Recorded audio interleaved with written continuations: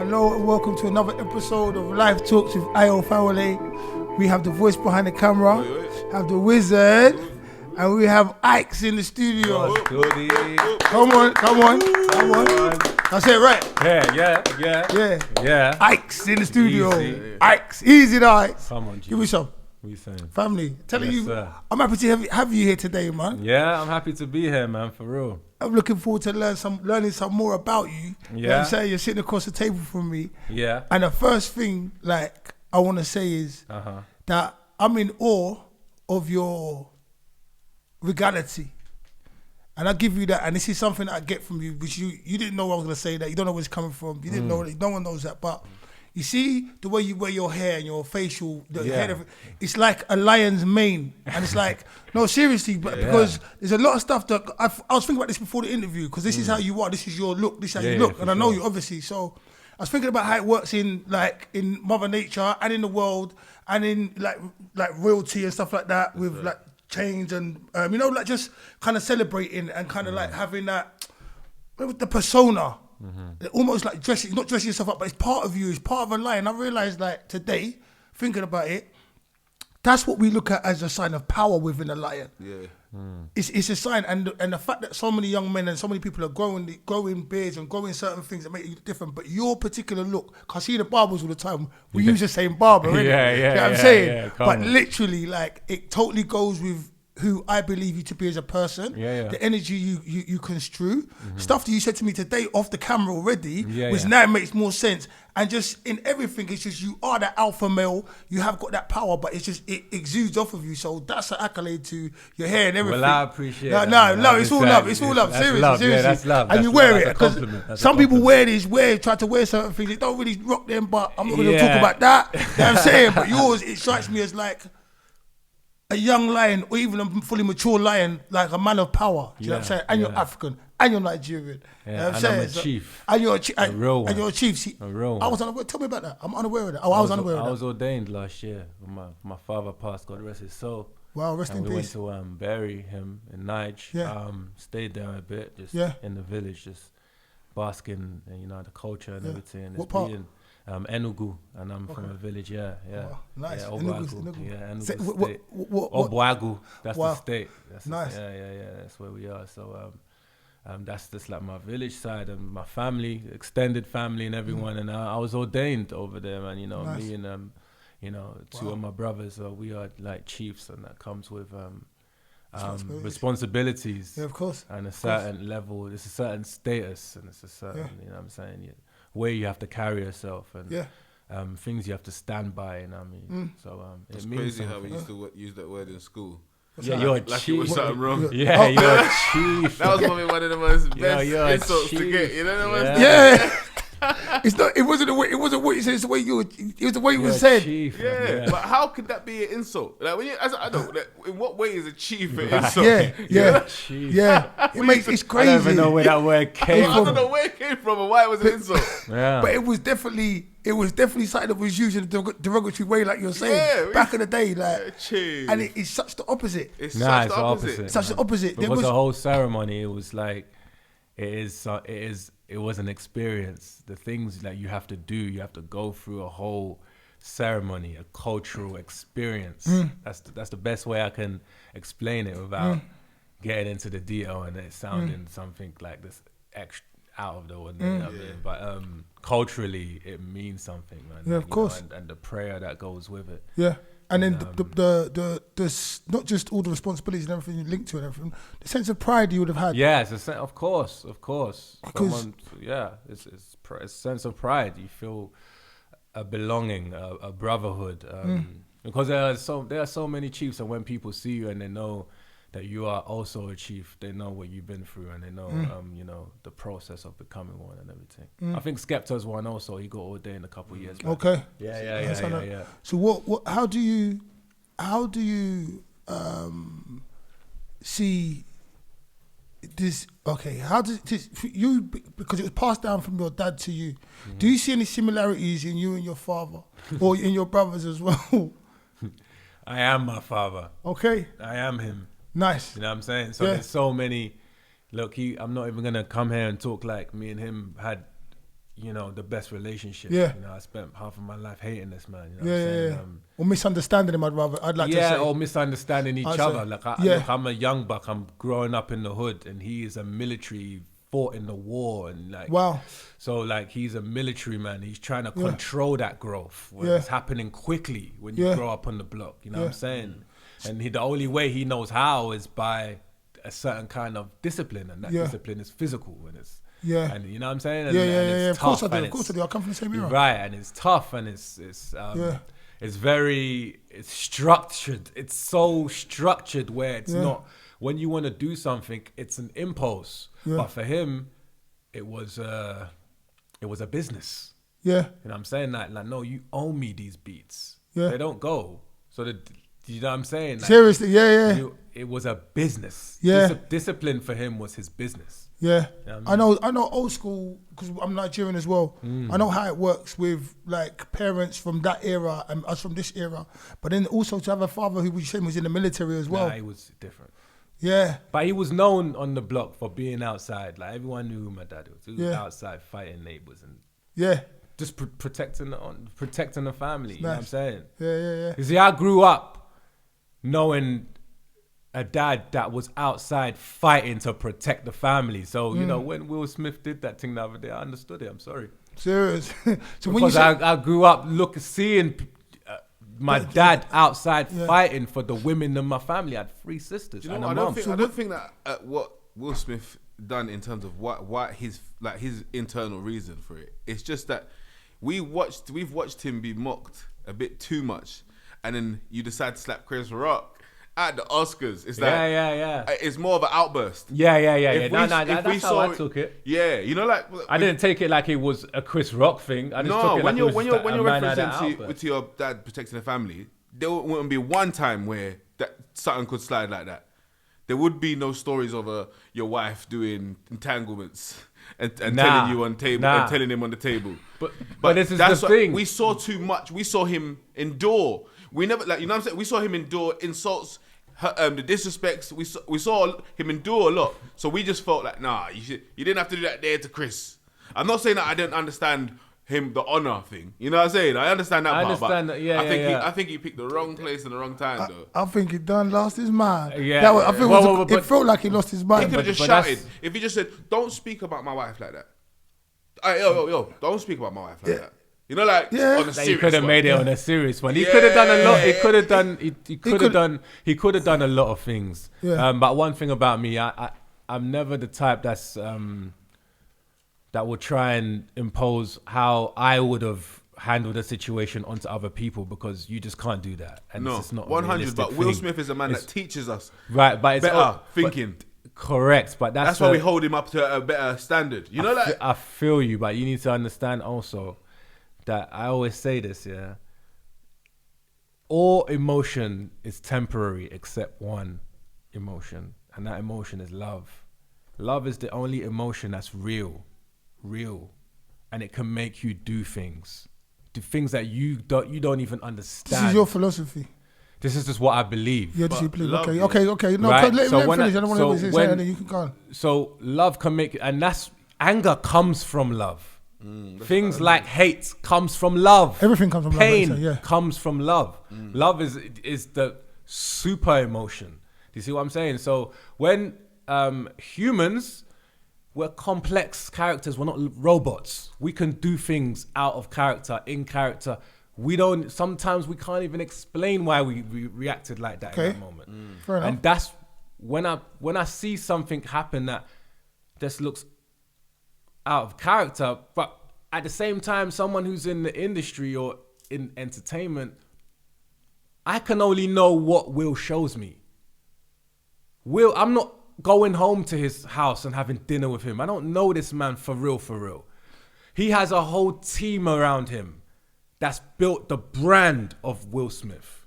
Do you see what I'm saying? Yeah. So Will Smith is and not just him. They all are. But still, if it is, what you gonna? Sorry, but let me get to what I'm trying to say. Brad Pitt, all these guys, they're all just ideas. Yeah. We don't know these people for real. Yeah. So it's kind of like, even though it was off-brand, yeah, that's what it was for him. So I'm not gonna say out of character. So because I only know the side of the character that he's shown me over the past 30 years. I hear that. You see what I'm saying? Yeah. Like, this man's from Philly. Like, he ain't no punk. We don't know that. But that's the point. I don't like that whole I ain't a punk thing. You know, like, even when people use that I'm from Philly. Cool. All of that. If you're from Philly and you're not a punk, it's not Chris Rock's the wrong guy. You know, like, again, when you do want to prove a point, it's like when you're a big guy and you just punch a small guy, even if he was holding the honor, people will say to you, right, you didn't need to punch that little man there. Yeah. Look at you. Look at the size here. You know what I mean? And that's all it is. It's the picking and choosing of battles, which I think people didn't like. I think then in retrospect to the whole thing. But you're right in terms of not knowing him fully. So I don't know. You don't know this man. But I still think in retrospect, we'll leave these wankers out of it, like Chris Rock, they've done their thing, they're doing their thing. When Chris Rock and, as I said, Eddie Murphy, and Will Smith, right? But I think in retrospect, with what you just said to me, that's why I almost interrupted you, that if Will Smith can do everything that we know he can do, then he could have played whatever character within that time. So he took the piss. He didn't care no more. I've seen Will Smith play a good guy, bad guy, this, that. So he got control of his emotions more than most people. Like, if he can show me that character and pretend to be that character, he can pretend to do stuff at the Oscars or pretend not to be upset. I'm saying he could have held it down. No matter how mad he is, he could have held it down. But my thing is, as Will Smith, if that me, personally, I think what would have been better, if he was that pissed, this is just me now, go on the stage, because he could go on the stage, say, look, yo, my man, in his ear, don't fucking rear, and done it like that and walk back off. That would have been the better move, and then Chris shutting up. Like, literally, like, stage, whatever, go on the show, boom, boom, boom, boom, boom, boom, and walk off the stage. You didn't need to slap him. But, like you said, we don't know what's going on his mind. You know, one thing we also don't know is that we don't know what it means to be that famous. Of course not. It's a different experience. And I'm saying it like I've been there and I've come back. I haven't. But I do understand a level of popularity. And when you're that famous, and then but why now? To have all the bashing, I don't know what that does to a person mentally. I'm sorry, but I don't why know. Now though? But that's what I'm trying to say. Every human beings were complex characters. We're not just robots. Everyone has a breaking point. Okay. There was a straw that break every camel. There will be a straw that will break that back. There will be. It don't matter. I'm laughing because Nigeria. Like when you say people, I heard like in camel. Every camel. Every camel. Sad as well. I feel like we disregard. The richer and the famous people we disregard their spiritual fights. Yeah. Because we all go for spiritual fights. And it was a big night for him. And he did mess up because it's a spiritual fight. But I think sometimes that's the side of it that we don't even, because of how his level of fame and because of our expectation from him, because of what he's presented. And instead of saying, you know what, but before he broke, he's done well not breaking. Yeah. Right, instead of saying that, we've got he's broken. Will, you're not supposed to do that. We're Will Smith. No, but okay. So if you're gonna break, sorry, Iykz, if you're gonna break better than that. Break bad. Why are you breaking bad? On fight, things happen on big days. Like, have you ever had a big like, say a show coming? Yeah, you probably both had it. A show coming or a video shoot or something or a movie you're about to film. And for some reason, say for instance, a big spot just comes up there. I'll just give you an example, a little one. Yeah. And you know you got to film tomorrow. Yeah. And you're like, my face has been fine. Now I'm just giving you a small one. You know, I can give you a bigger one, but I like to give the small one so you can see it on a big scale. Big scale, yeah. You know, you're going out tomorrow. Something, your outfit something gets ruined. Something you're looking forward to, and shit just starts. It's your birthday, and bare things going wrong. So like sometimes when it's a big day for you, there's loads of spiritual fights that come. The spiritual fight. You know what I'm saying? That's one thing that I've always noticed about life. You don't. That's what I'm trying to say. Yeah. So some things are not just so black and white. No, definitely not that. We don't know we don't know what kind of, if he had some kind of mental health issues and therapy or the things he's been going through everything that's been happening. Right. We don't know to be that famous, man. It's a different feeling. I'm sorry, it's different, bro. I just think it's okay to be wrong. Sometimes people go on like, oh, was he right or was he wrong? It's like, it's okay. He was, even if you can be wrong, but right. I know it sounds But crazy. it's called subjectivity. It's subjective. It's not an objective thing. It's all to do with, it's all about your opinion, how you see things, how you view, and we all view things differently. Yeah, 100%. So, like certain men are saying, oh, Will Smith, let me just make this one little point. Certain men are saying, oh, Will Smith emasculated him. But I'm like, no, one man had a confrontation with another man. Yeah. It wasn't emasculation. No. He just slapped him. You know what I'm saying? Like he just didn't slap him back. Right, exactly. How is that? Like, you know what I'm saying? Like two men just had a confrontation, and then one man got slapped, and another man just sat down. Like, it's like we can't just make things into things or just things that they aren't. Things that they aren't. Yeah, go on, bro. Right, so I want to subjectively change the subject back to you. That's what I want to do. It's a rabbit hole, that would. Yeah. You gotta stay away from that topic, man. I want to talk about you. So coming up, let's talk about your younger years. Have you always been the character that you are? Because even prior to this, I'm getting some of your childhood from you two, because you two are interlinked in some way. But yeah, so when you was a young man, have you always been the same kind of character? How did you and your dad get along when you was young as well? Yeah, we bumped heads. I mean, he was trying to impose a curfew. I weren't with it. What kind of age was that? This was like early teens, like, you know what I mean? Like from 14 upwards, you know what I mean? I started trying to be outside. I was playing football a lot. Like everyone always says, oh yeah, I was playing football but I had an injury. No, like we were playing football. Like, you know, you were there. We were playing, like, you know what I'm saying, for the school team, when we were one of the best teams in London. Who's school? Holloway boys. Yeah, just here. Yeah. So I'll be seeing you all the time. Yeah, 100%. So he was one of the best teams in London. We won the London Cup, the Inner London Cup. Yeah. We went for the National Cup. We lost that, you know what I mean? But yeah, we were one of the best teams in London. Enjoy football, yeah? For like midweek league, Sunday league, semi-pro league. Like, it was ridiculous, man. Did your dad like football? He was a big fan, man. But and it was like, if you went into my living room, it was just like all of my medals, my trophies there, you know what I mean? And obviously, until we had an argument and he dashed them all. Wow. Yeah, I mean. So wait, so what? It's funny, but it ain't funny. You know what I mean? It's life. A lot of people. This is like life talks. This is what I'm saying for everybody. Everybody who's reached our age. But a lot of Nigerians or Africans. Yeah. People have gone through stuff where the shit has hit the fan with their parents. Some reactions have been worse than others, but we've all been there. Like, in different ways. So it is what it is. It's part of life. Trust me. So before that, you two's relationship was fine. And then what was it like? Nah, it weren't that it was fine. I just think we feared him. It's a cultural thing, though. We feared him. Okay, collectively, brothers and sisters. Yeah, we feared him. How many of you was there? In the crib, it was 6 of us. Well, my eldest brother was from. We had different mums, but it was 6 of us for the most part. All boys. Nah, it's 3 boys, 3 girls. Okay. Yeah. And you're the youngest? I'm the youngest of them all. Yeah. Yeah. So do you think that played a part in you banging heads?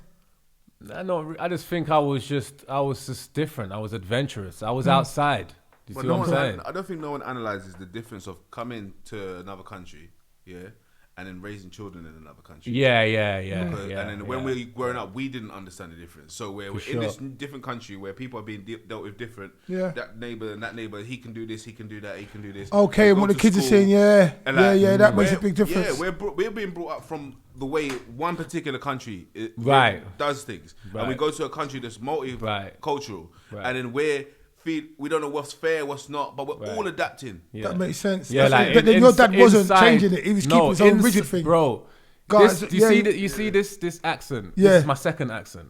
My first accent is my Nigerian accent. Yeah.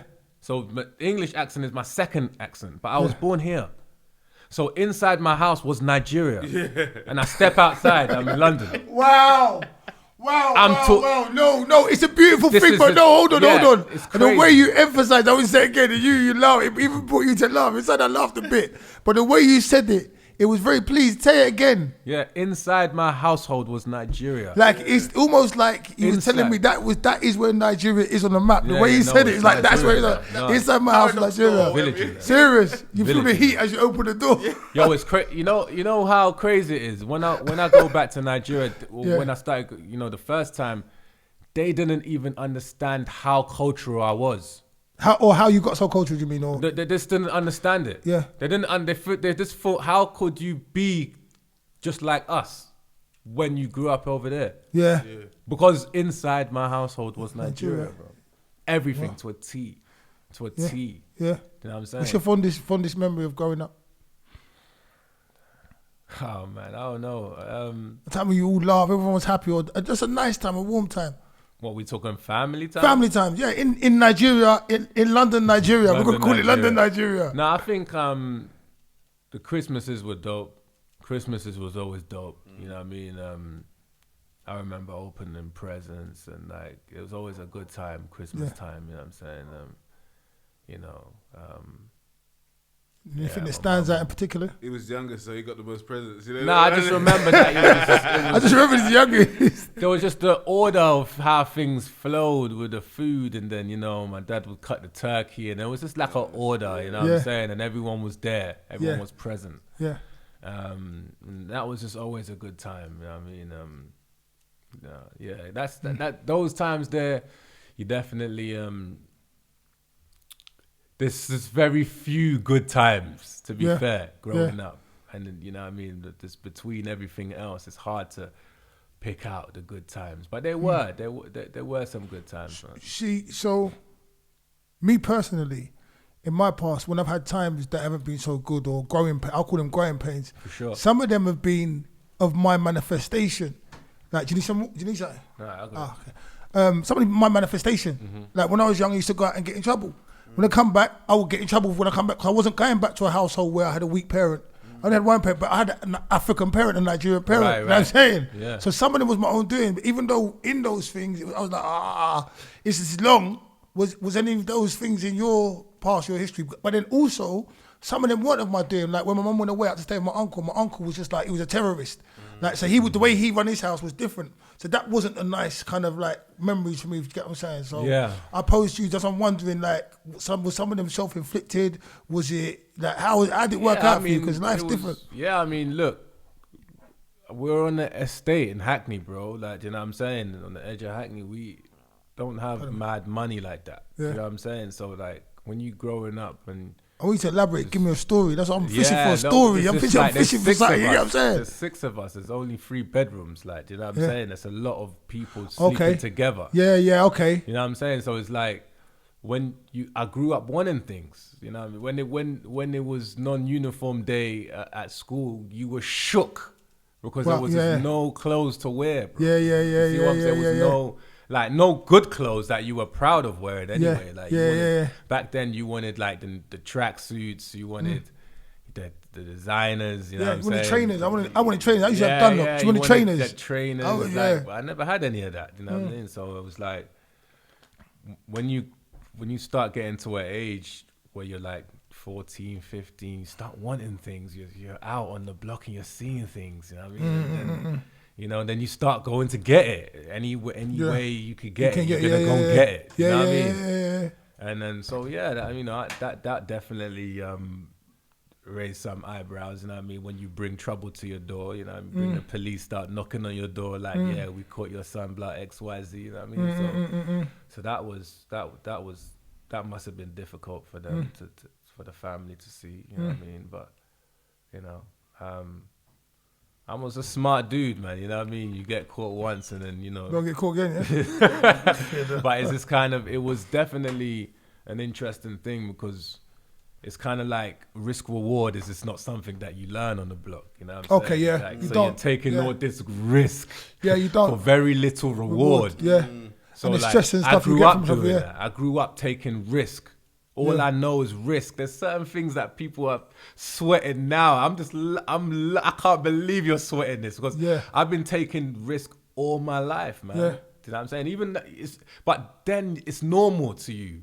Now I'm rational about it, you know what I mean? But when you're that young, the side of the brain is just not developed yet. The side of the brain that's rational, your rationale, this is not developed. You ain't got that much to lose. Exactly. I think you're rational, but you're taking that much to lose because you don't care. You don't even think about it. Yeah, your world is going home, eating food, That's it. whatever. You haven't got all of the stuff you got to lose later on. Right. As long as I get home before my dad's gonna start calling me. Yeah. You know what I mean? Yeah. I remember I put his name in my phone was War. I swear down. Wow. On my Nokia phone, his name was Serious? War. WAR. War. Wow. That's a lot, you know. Yeah. There's a Nokia, what was this, the flip thing? I had one of the 5146 or whatever it's called. Yeah. Remember those phones? Yeah, little ones. It had Snake on it and shit. Yeah. Snake was a good game. Yeah. But that was a thing I saw on the internet the other day, right? That we had it a lot easier because it wasn't, if we'd done anything, whatever you did when you was out there, it wasn't documented and stuff. filmed. It couldn't come back to you and bite you in the arse. You know that you Yeah, do? not like it is today. But the thing is, it's kind of like we were really outside, so it wasn't. We didn't want anyone to know. It's different now. Yeah. Now everyone wants everyone to know. Yeah, you want to prove Do shit. you know what? No, you know what? Let me elaborate on that. What we used to do, or when the people that did the stuff before, it wasn't a novelty, it was a necessity. Exactly. So we didn't, like you said, we didn't need to document it. We needed the spoils or whatever the end game was, the end goal was what we actually needed. We didn't need no one to know about it. Nah. Yeah, you're right. There's certain things would happen. You can't even ask a man about it the next day. Yeah. You can't even ask him. Yeah, he'd be like, what are you talking Like, about? what are you talking about? Yeah. Right. Yeah. Well, not even ask you. Yeah. Like, are you crazy? You're talking about this thing that happened yesterday. Yeah. What? Do you work for the police or something? Yeah. That's the answer you get. Yeah. Now these kids you're a friend or something. online. These kids are online. They're just, You know what is what? they're just telling everyone, bro. I never got to a point. I always wondered, because even people that's done like, I don't know whether it doesn't matter what you've done. I don't even want to put that in there, but like people that ain't done much. Yeah. You know why I'm laughing? Because of how much man. If you answer one question, if you answer two questions, bro. You working with the feds or something? What you asking me someone's question for? He will move to you. Yeah, straight away. Like, what are you asking me? Yeah, He'll move to you. I remember them days, God.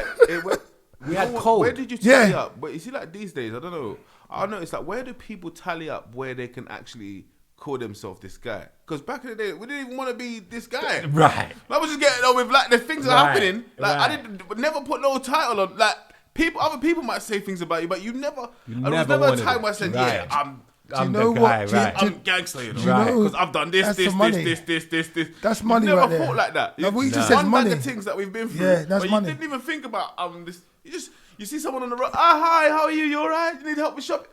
You know what I'm saying? It was all about honor, code, and respect. That's it. It wasn't, and he wasn't going out there looking for nothing. He was just, what the hell? Do you know, it's a lot. You know, I'm dying inside. It's crazy. But everything, that's just the money. Like, there's so much funny things, but not funny, but funny. Yeah, you didn't want to be called that guy. Like, and then everyone's out here like, I'm that guy. So what? What? Because me. Look what I got. And then also, the reason we did the things, whatever we did, was for whatever we wanted to get. Like, maybe facilitate this, buy a car, whatever. People didn't need to know about it. So like you said, it will be other people saying, nah, you know, that's that guy that's that my man did. Right. You come in the dance, you're not like this, you just coming in easy. You're just but now there's just so many, it's become a business or a thing to be that guy. Because or they promoted it and glamorized it. A lot of people that wasn't, and we always get lost into what Americans are doing.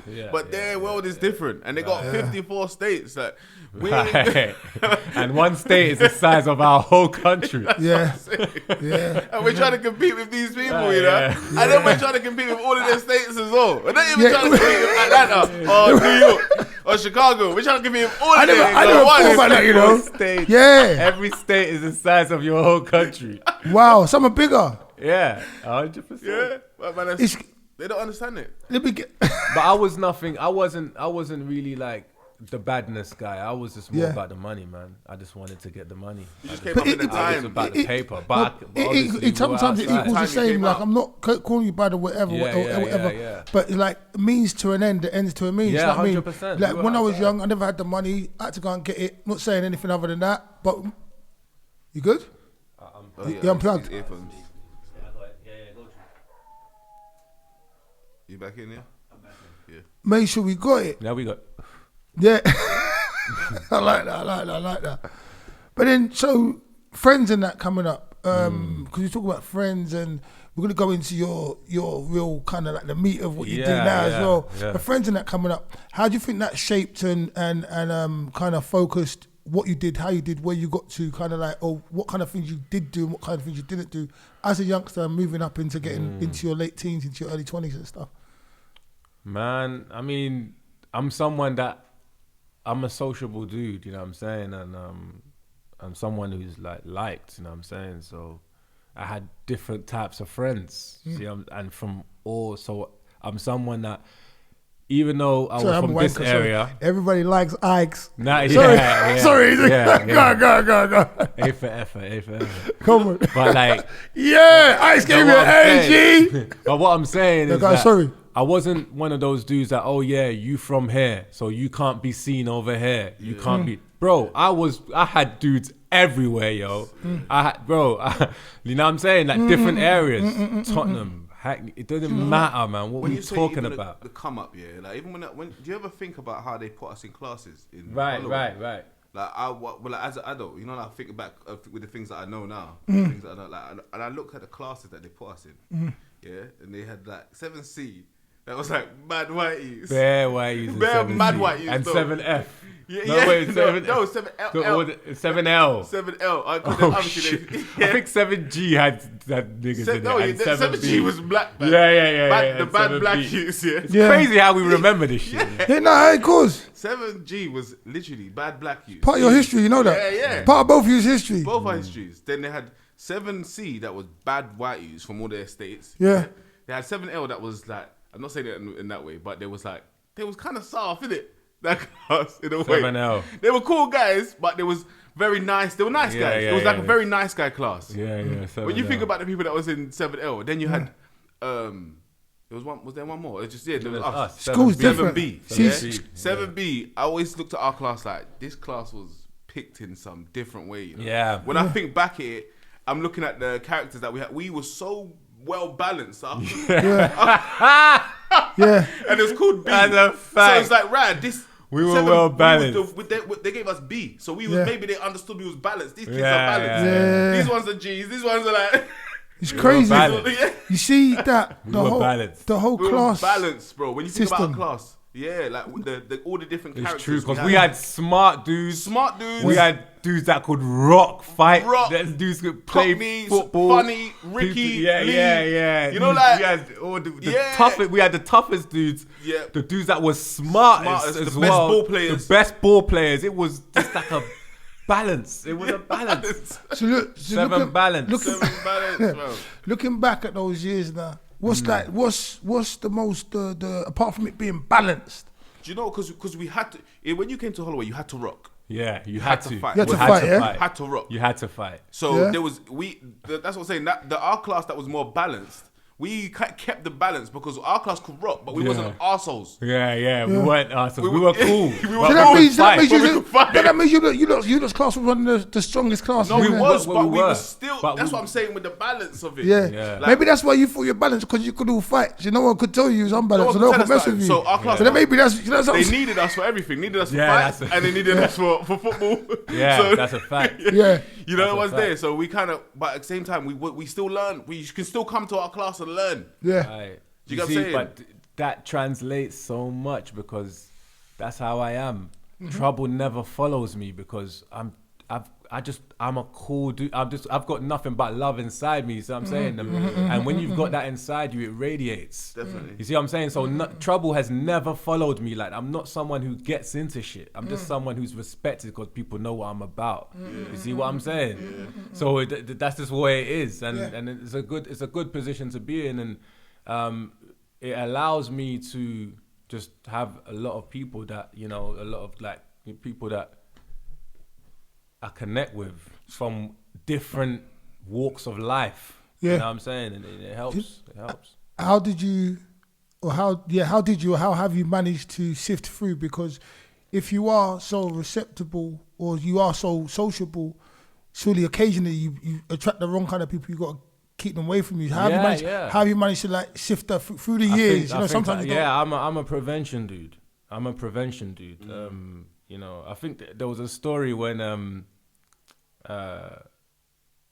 when Jay-Z was he was talking about they were outside a club and he was with B.I.G. I think I know the story. And B.I.G. didn't Sitting want in to the go car. in the club. Yeah. I heard the he story. just You can't say it. And they were like, "Are you scared?" He's like, "No." I'm just like, "I'm not scared," but he's just gonna prevent that situation, and that's how I am.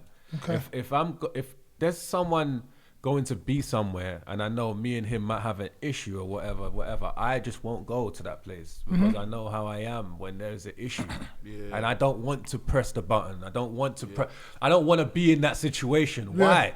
Because there's nothing more precious than life, bro. And anyone can get it. No one is human. I can get it. Yeah.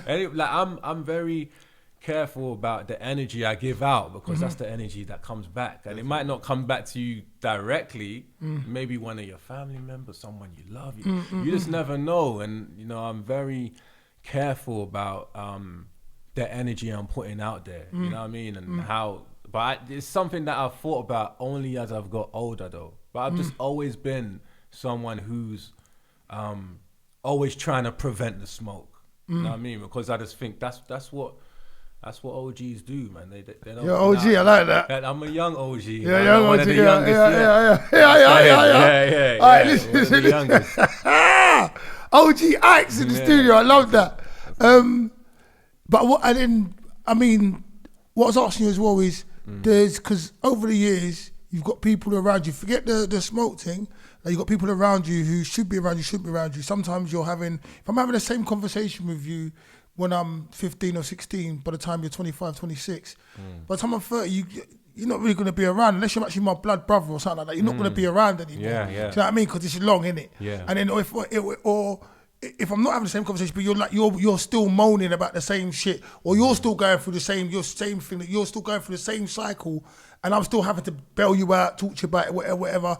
Do you know, I've got to sift that away, but like I will attract people, you attract people. Do you know what I'm saying? So how have you over the years managed to siphon off them kind of people, or kind of end them kind of things, or what kind of things have you know? I'm very guarded. I'm very guarded about my personal space. Over the years, I've definitely seen value in my own company. Do you know what I'm saying? And Okay. I've never been like, even when you're looking at my art, you will never see me in a video with like 50 niggas in the back. That just won't happen. Because one, that's not a depiction of my real life. Yeah. Even though I know 50 niggas, even though I can make a phone call and they might pop up, you will never see me with them, bro.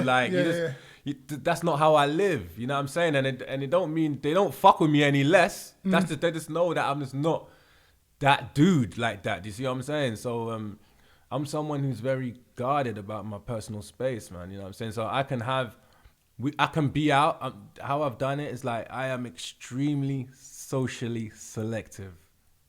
Extremely. People might even say... And say again, it's like a bathroom check. I'm extremely socially selective. So girls want to come over and get injected. Iykz is here. Make it clear. I don't want you to be near unless you're the right girl for me. I just made that shit up. Sorry. It sounded like it. But yeah, listen, some people might even say that I'm flaky. Yeah. But it's not that I'm flaky. It's just that... No, I'm okay with that. You got to be okay with that. But flaky means that you say you're going to be somewhere and you just don't turn up. I'm not even saying I'm going to be there, yo. Yeah. I'm just not coming. Yeah. You see what I'm saying? So what you get is like a mirror. So if you're a bit flaky, you might see me as flaky. True. Yeah, you know what I'm saying? Because I'm going to be flaky back. I'm going to be flaky back. Right. What I get from you. Right. I remember a story whereby I was going to go to a dude's barbecue, Yeah. And I think my rap was alright actually though. You should have. And I was alright. And I hurt your feelings. I'm sorry. I was thinking about that. We good. Cool, God. Because you're rapping. Yeah, it's all good. Cool, God. Now, I remember a situation when I was going to go to a dude's barbecue, and the dude's barbecue I was going to go to, I don't know him that well, but he's mad cool. So it's like, you meet people, you can develop friends and all of that good stuff. Now, someone else that I knew was going, and he knows that dude a little bit better than I do, and he told that dude that I was flaky. And I was offended by that because I don't come to shit that you invited me to, or things I just don't come regularly, that don't mean I'm flaky. Maybe I want to go to this barbecue. I just didn't want to go to where you was at last week. You see what I'm saying? Yeah. So I'm incredibly socially selective. So if you see me, know that it's a good day. Go pray about it. You know, you know what I'm saying? I feel like thank God. I just feel like when you value Boundaries. yourself and your energy, you just don't put it out everywhere, every day. Anyhow. You can't. Can I ask you a question? You can ask me if you know. What's the name? What's your brother's name? Colin. Colin. I got big brother Colin, Philip. You know what I mean? Okay, go on. You can ask your question. Raz kid. Because you lot all talk. You and Fab and Gerd all talk the same. Yeah, similar. Because the way you're talking, just the way you talk. Okay. Just like the twanging of the way you talk. Okay, That's what I'm hearing that in it. I don't know who's Fab. I don't go. Fabulous. Fabulous. You know Fab? Fabulous. With a chip tooth. I don't know his Oh, real you name. mean the rapper Fabulous? No, the one here, man. No.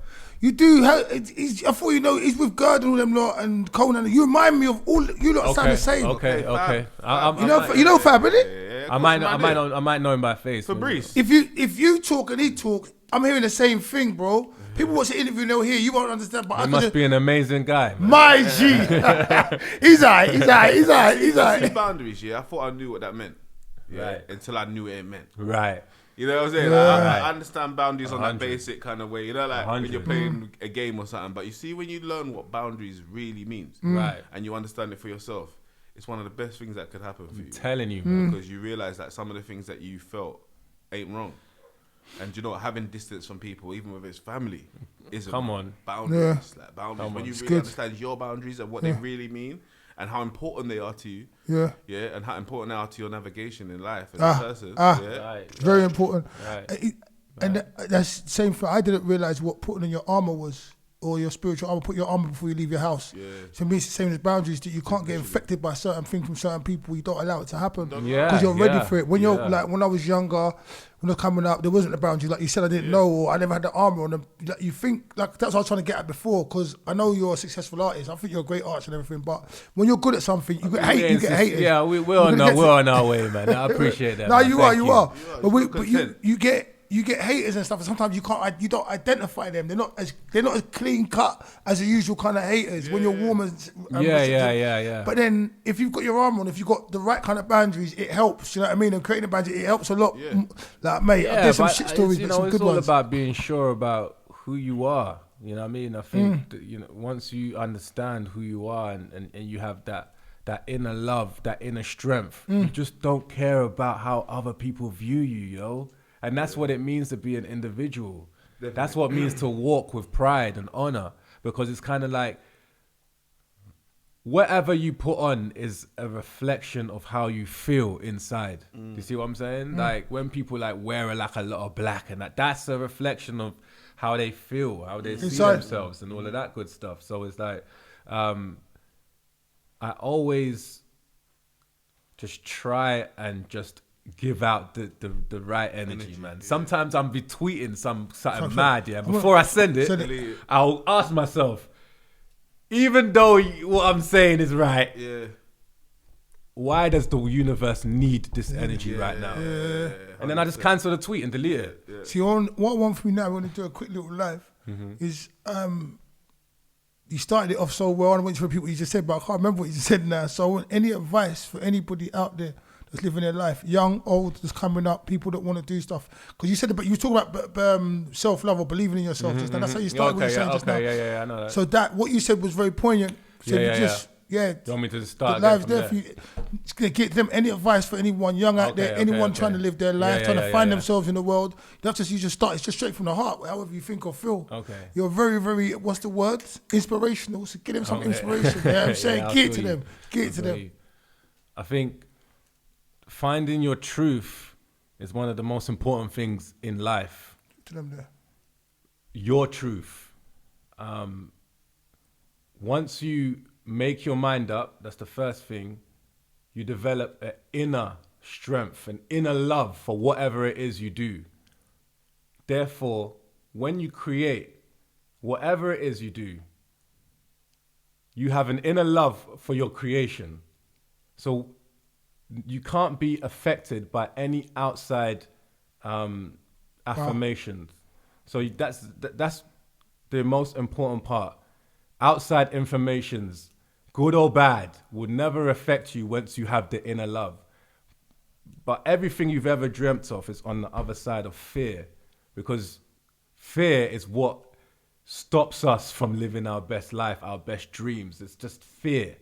Fear is where procrastination comes from, is where failure comes from. Is, you know what I mean? All of these things, anything that's stopping you is just fear.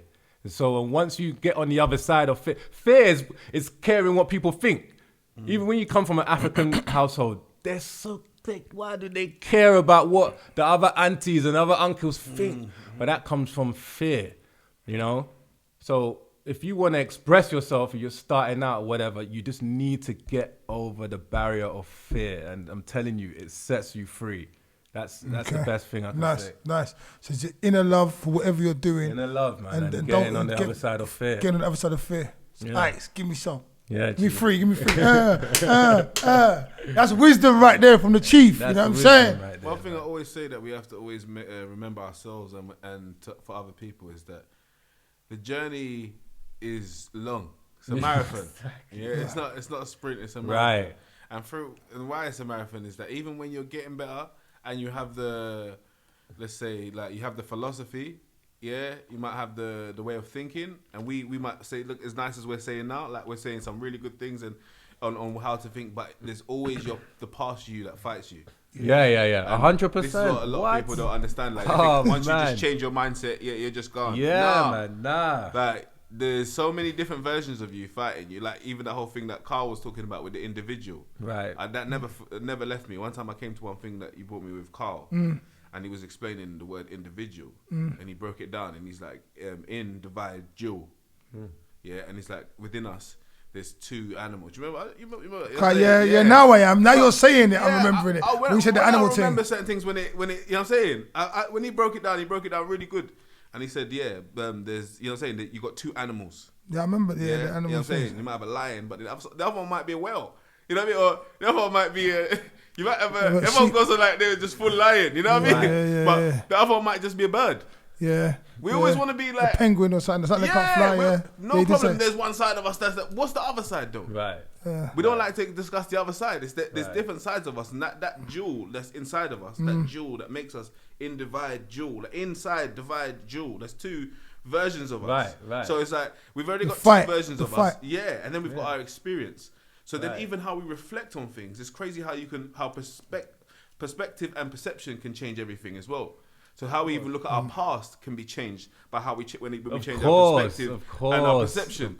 By things happening to us in our life. You know? Do you understand what I'm saying? Yeah. That's a big one, you know. That's why I just say it's that's a big one. Say it again. Say that again. For them at home. Which part from where?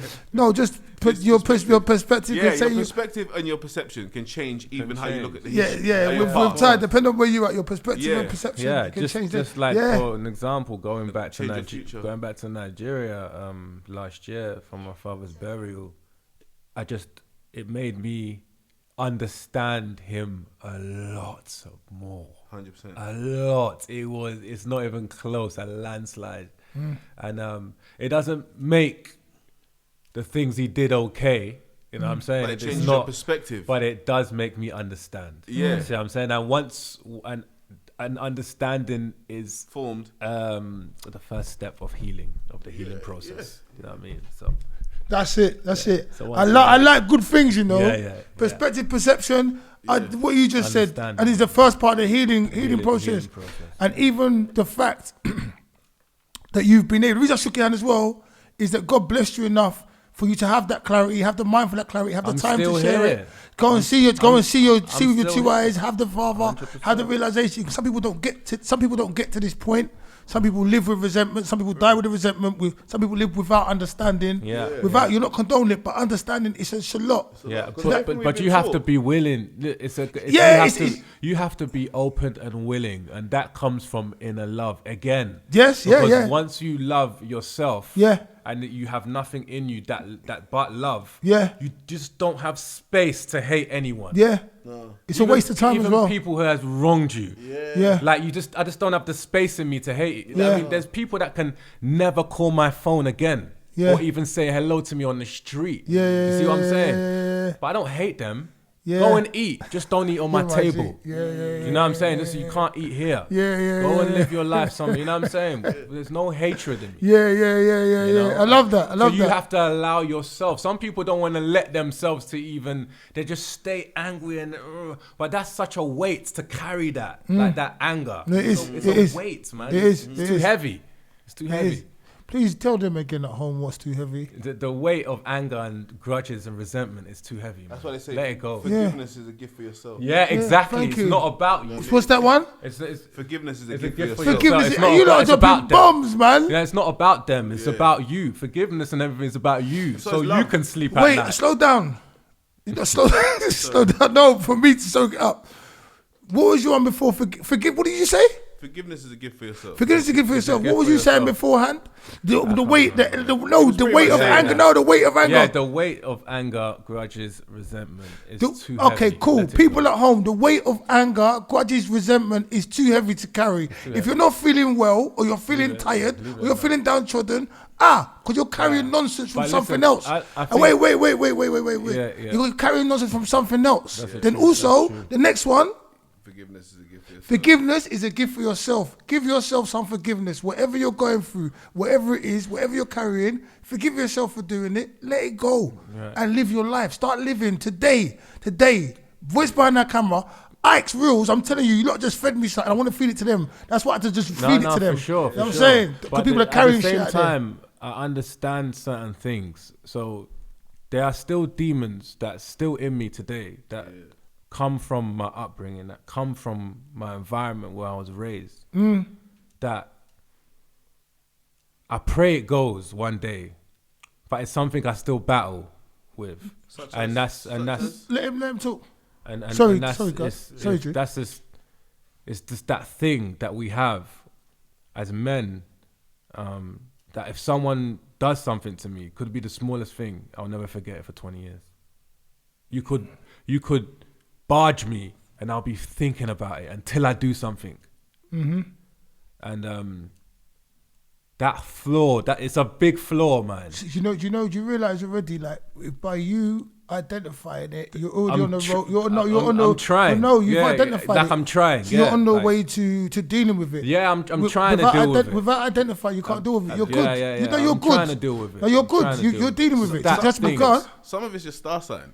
Like, because a lot we got it's a mixture of upbringing. Yeah, I just star think it's sign. just a- Yeah, you know, Like- when the more you understand yourself, the more you understand your issues, and the more you can say, stop it.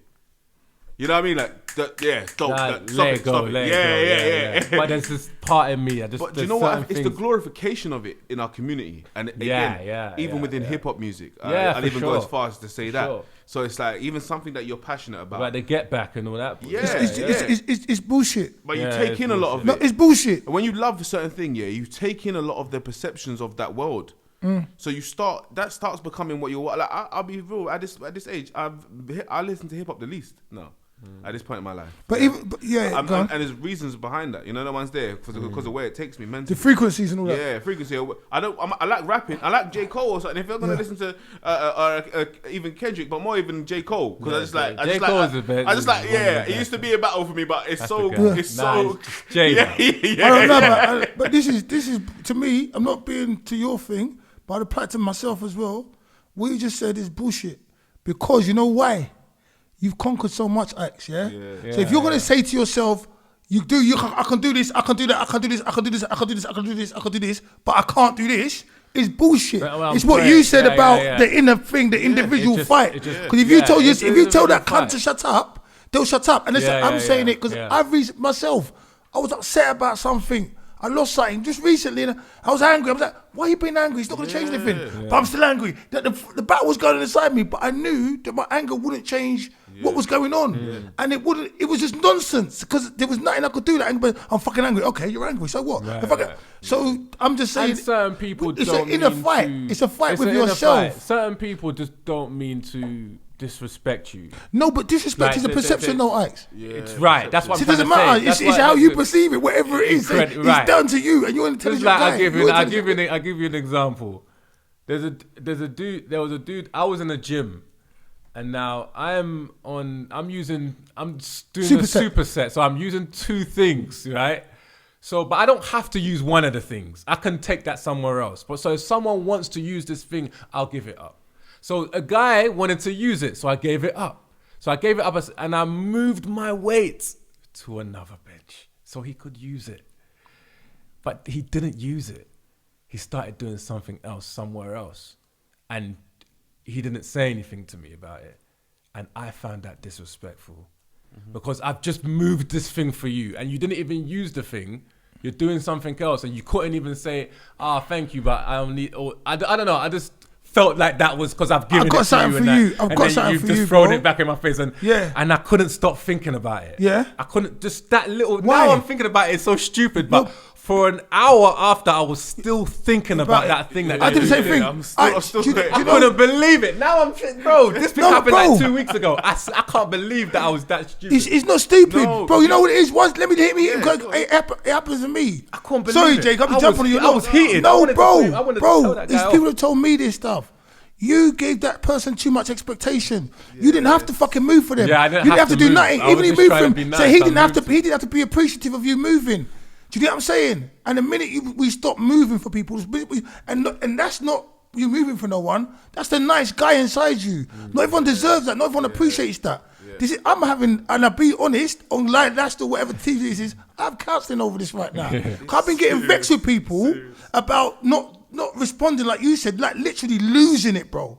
Like out in the street, in the gym, I slapped someone, bro. I had to apologise to them and everything. Yeah. But it's like literally losing it because you're not living up to my expectation of what I think you should be doing in retrospect to what I've done for you that you never asked me to do. So now I feel violated because I'm holding It's you. kind of like so at you the same- holding the door for someone and they just walk and through and then- not Yeah, say thank thank you. you. I'll be like, I would drag that person back and you mind. But the thing is, the essence is we never asked you to hold the door. Right, It right, is nice right. to be. It's It's nice to be nice. thanked. It's nice to be Yeah, thanked. it's nice. We should be thanked. Yeah, Do you know what I yeah, mean? yeah. People should appreciate this stuff, but they don't have to. So No, when they they don't don't have to. appreciate this stuff within us, and it pisses us off or gets upset, that's on us. And Iykz, you won't believe how close to my life this has been. Yeah, no, I'm fighting bruv, his it's demons, nuts, man. bruv. I know it's demons. But that I'm guy, fighting and the thing is, you should have done your set, kept moving, I got should've your weight just left on, him. Yeah, and kept yeah, it moving. yeah, I I've should've- stopped I saying should've hello to moved some him. people now because it's just Yeah, yeah. not everyone appreciates shit. Yeah. Not everyone deserves But I it. do make mental notes. Like, so that guy, you're blacklisted. Yeah. You ain't getting another favor from me. You can't even ask me how many sets But I what got you should left. do next time is just forget the person there. Forget because it's me. I try to I'm just rustle not gonna people. move. Just Do do you know your what it is? set. Do you know what it is? See with other cultures, yeah. Sorry, I feel so emotional about that. it's The same all good. thing. What's helped me balance, and I get, like I say, I feel blessed to have been around, had friends of different cultures, because I've noticed that when I'm around different cultures and different people, and different groups of people, you know, like different social circles, you realize how much things you don't need to worry about in different circles. So you go into let's say, I don't know, like what maybe an arty circle. Let me just say an arty circle. You know what I mean by an arty circle. You know, like people that do music or arts and things like that. Creative, man. Yeah, go around that, and you don't feel like you half the time you're not looking like you need to put no persona on to make sure you're guarded. Half of the survival that we've had growing up, we have this maxim in place. So you have a friend that doesn't react like that at all. Like they'll take violations. You're like, no, don't take all of the violations. And they're telling you, yeah, but you don't need to react like that for that. Do you get what I'm saying? So, you know, they're that extreme and you're that extreme. But having people that have different sides of where we came from a place where everybody's, if we're saying, if it's someone disrespects, it's go. But that did, and it don't even make sense. So we gave so much glamorizing to destruction. Everything destructive was glamorized. Oh, he's on his thing because he burst his gun. He's on his, and people even give power to these people. If you understand what I'm saying, people give glorification, even if they're not in that lifestyle. They still try to the guy that's doing this, the guy. So when we came, I love this around- place. I love when you talk. I've got something else going. When we came up around this stuff, we can't say that. Watching all the hip hop, the movies, and everything else that we've got, because all the black content till this day is about man topping man in their head. Right, Do you get what I'm saying to you? Even from is guys it? that know better, even like put Top it Boy up, or watch it. whatever, innit? The ones that are most popular, innit? Let's talk about it, yeah? Most of the black content has got to do with some sort of gangster lifestyle. And then even how it goes is just very bullshit. That's the depiction of the black man, isn't it? Yeah. So we don't. It's without cliche. knowing it, we end up. Our reactions are based upon approval. But Yeah. When we get better on that, we realize half of the things because there'll be times where you do lose your cool, innit? And when you do lose your cool, you realize what happened in that day. How that day changed from where it was gonna go. You was going this way, and then you let that person get to you. Whatever you did to them. Can you say that? And now the day's gone that way. Can you say that again? I can't lie. I can't remember, but I think that is one of the most fundamental things you've ever said on this fucking show. Probably you have said more better ones than that. But that approval line, what did you say? Yeah, we do it because we think what people are gonna think. What must we do because of approval? Because of approval. One minute, because you now doing your thing, because you know what you can do. Yeah. So that's why you allowed the guy to move the weights. Do you know what I'm saying? Yeah. Like, because you don't want him to see the other side of you. So you're showing the good side of you. Yeah, I'm always trying to prevent the smoke. Because it's approval, and I do that so much. But then when I don't get, yourself. and that's what I'm saying. I No, don't want smoke with nobody.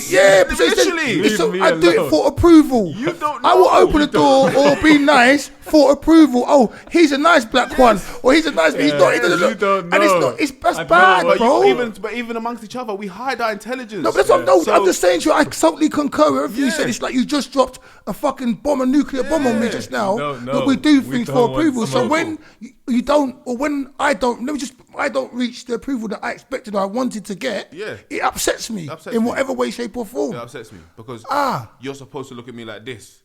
You know, like you could be respected in your area. I just leave the area for one day. Yeah. And people be like, some any guy, move or barge or whatever. Because you're not that guy in the area. You haven't got no rapport there. So like, even that should show you that everything you think you've built, once you go over there, you're not even that guy. Be humble. Be humble. You know what I'm saying? But be humble in a way where, God gives you these strengths. When we realize that we're past the fact that we're still here, Yeah. this is God's grace, bruv. Yeah, Like, this ain't sure. I me. was so smart and I was able to, you know what I'm saying? Dude, Yeah. but luckily I'm me because Yeah. that's how I got myself. No, you know what I'm saying? It's God's grace. That's why we're even here sitting here That's talking. facts. That's facts. So once you understand that, you stop thinking that you're this guy. Or I'm tough. Or I'm no, bro. You've seen people die. You've seen people go jail. You've seen people all this Full stuff. long, So for the full fact that man's stupid. still here is purely on God's grace. Right. So start operating based on that, and that helps me to even though it does, I do go for the battle. Like you said, 20 minutes there, hour later, I'm like twitching and shit. Like, yeah, bro. I should thinking about it. Can't sleep now. Like, Bro. beating the chick, all of a sudden you're thinking about the violation. Willie's cat time. It's conquering your mind though, because I go through the same things. It's And you got no, but ridiculous, you if you're thinking like that now, you've got it, because the lesser you will make sure you've done something back. Yeah, Do you or at understand? least just said to him, the part of me, I would just say to him, bro, I literally did that. Next time, at least you could just say, it's cool. Yeah, but You know then what I mean? that's danger zone. That's danger No, but area. That's danger zone. Because if he says doesn't fuck off, if he doesn't give me the right answer. it's a problem. Right. That's But me. we're in the gym though, so you're But not gonna no, give me the wrong answer. Already, It's impossible. he's already done the wrong thing already though. It's impossible. You're not going to give me the wrong answer in the gym. Not Buddy, like I'm He-Man. but listen, because but- anyone can distract bro, you. but man. listen, on stuff. no, hold on. So are you on the stuff they're on? It doesn't matter. No, it don't. It's like I'm not fighting on- a man on cocaine. Right. If you're gonna argue with a man on steroids, and you're not on steroids, cuz you don't even know why he's even looking for the extra beef. He's irritated inside, Right, Because he's on right, pills that are right. taking him here, taking him there. I know, man. But a part of me knew he didn't mean it. A part of me did know that he didn't mean it. But Do you know what can I I mean? just- So I just You left. see, it. you see. They're part That's of what I me. say. But- Then you start addressing where is that side coming Yeah, from? Where yeah, I wanted yeah. to tell. tell him. That was my I did own wanna tell issues. him. Yeah, I did But how want do to you? tell him. But how do you really know he didn't mean it? You don't know. I'm just trying to, he like didn't mean people to- people are cheeky, you know. I'm just trying to be but like yeah, mix it it up a was bit. cheeky. It was People are cheeky. cheeky, you know. It was But what cheeky. should you do to cheekiness? Huh? What should you be your reaction to cheekiness? I think like certain people need to be told about certain things, certain people don't. The reaction to cheekiness, the reaction to anything is self-control. So if you feel like telling him something, which more often than not, I feel like telling people something, you can tell people something, but within self-control. So I tell you, like I'm articulate, and I like to say I'm intelligent enough to articulate how I feel. But when I get upset with violations like that, I lose it. So I don't articulate. When I start breathing heavy, I start shouting and start being aggressive. If I can maintain my composure And I can say, look, you really took the piss like that. If people like you did understand, please don't do that again. And walk away from it with that energy, then I'm all right. But I can't do that. Like, I haven't got that much control. I go from this to the, no, but what? You say, you know what, baby? And you know what, now you're, fuck you, then, innit? And that's not good for me. That's not good for me. It's not good for anybody. One thing I do pride myself on is communication. Yeah. So, like, because I don't want to keep going back to the gym, but I'm there every day. So this is life for a lot of people right now. Right. Not for a lot of people right now. Right. So if I will always try and communicate with another man with the most respect, just like if I'm pushing and someone walks in front of me, that's just silly because you just gym etiquette. Right. It's gym etiquette. So some people don't get it. There was a new guy. I'm part of the furniture. Everyone knows that time slot. You're gonna see me in there. A new guy comes and he's now training in the gym now. So I know, like, look, if you're gonna be training here, you're gonna see me every day, bro. Like, you know what I mean. So when he did something that was wrong, me knowing that he didn't mean it, but I still want him to learn so he doesn't do it again. Yeah. You know what I mean? Where do you think that comes from? Yo, because I will fuck you up. Where do you think that comes from? Next time you're dead. Where does that come from? What do you mean? Where does that part of you come from? I don't want him to he wasn't asking. What do you mean? I don't know where did it come from. I don't know. Acceptance. You wanted him to learn so he doesn't do it again. Right. because say it, man. Where does it come from? Say it. Where's it come from? Tell me, man. I want him to tell me. We're not in school. That's part of my demons. What is it? Your dad.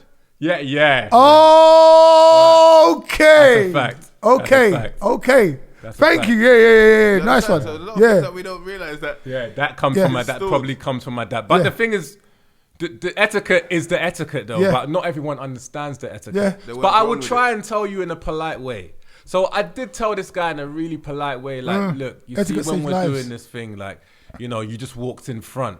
You know, you can't do things, you know, that just in a really polite way. And if there is a rebuttal, if there is one, nothing's gonna happen. But I just won't associate myself with you ever. Yeah. Does that make sense? Yeah. Because it means that there is a chance. There's a chance of something happening between me and me. Because I'm being polite with you, and there is still a but. Yeah. Because he was trying to understand. Dickheads. Oh, but you weren't there. It was the other that's guy. the problem. Like, bro, does it matter who was there? I saw you do it. Like just.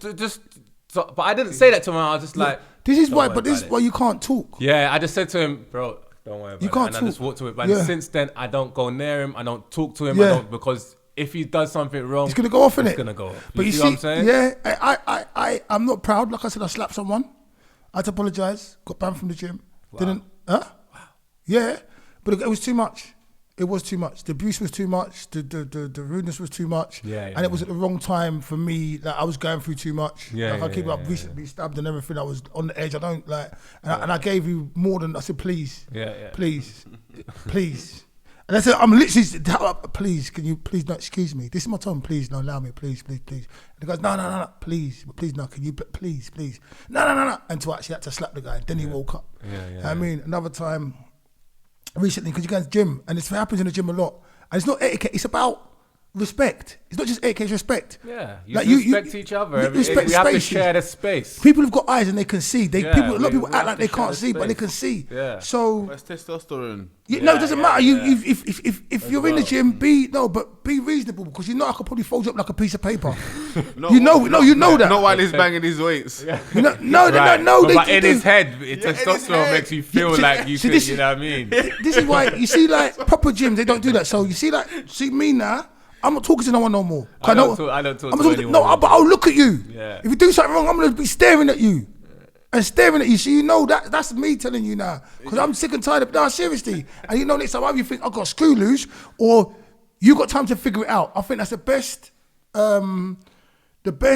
remedy for people like that. I think, when dealing with people in the gym, you need patience. Without patience, you're going to get into something every day. That's it. You mentioned the word earlier, alpha. Yeah. You see that word alpha, and it's a good thing, but a lot of people like to use and a lot of us like to but a lot of what we think is alpha male is beta. Like a lot of the aggression is very beta. Like no one doesn't like to identify. Alpha doesn't have aggression. Alpha don't have aggression. Yeah, calm. Like so we even though we're alpha, we're allowing our alpha to be driven into beta through our aggression, because hyper aggression. Beautiful. It has nothing to do beautiful. with being. It's not an Beautiful. alpha. Yeah. This is Alphas are not loud. You hit me with two this show. You know what I'm saying? Yeah. So, like, even when I wanted to say earlier about we didn't want to continue with the whole Will Smith Chris Rock thing, but I always wanted to mention that there was two levels of strength there. There was strength on one side, like he wanted to show strength on his side for the slap, yeah. And the fact that man even held it and didn't do nothing is also of course. It's an undervalued and underrated strength. A lot of people where we come from are dissing. Oh, he didn't slap him back. If that was me, I would have hovered it. If that was me, it would be the death of us. Yeah. If that was me. If that was me. But the strength on even the other side of just holding the slap and getting on with it is also very. That's a strength that needs to be that respected. kind of professionalism is second to none. Thank you. Yeah, I concur with that. Strength. But I don't feel any patience in the gym. I think I'm allowed to do what I want in the gym. Not fight people, but I don't feel any what you got to patience. understand is that, like, say to you, you got to remember, there's points in your life where things are pushing you that way.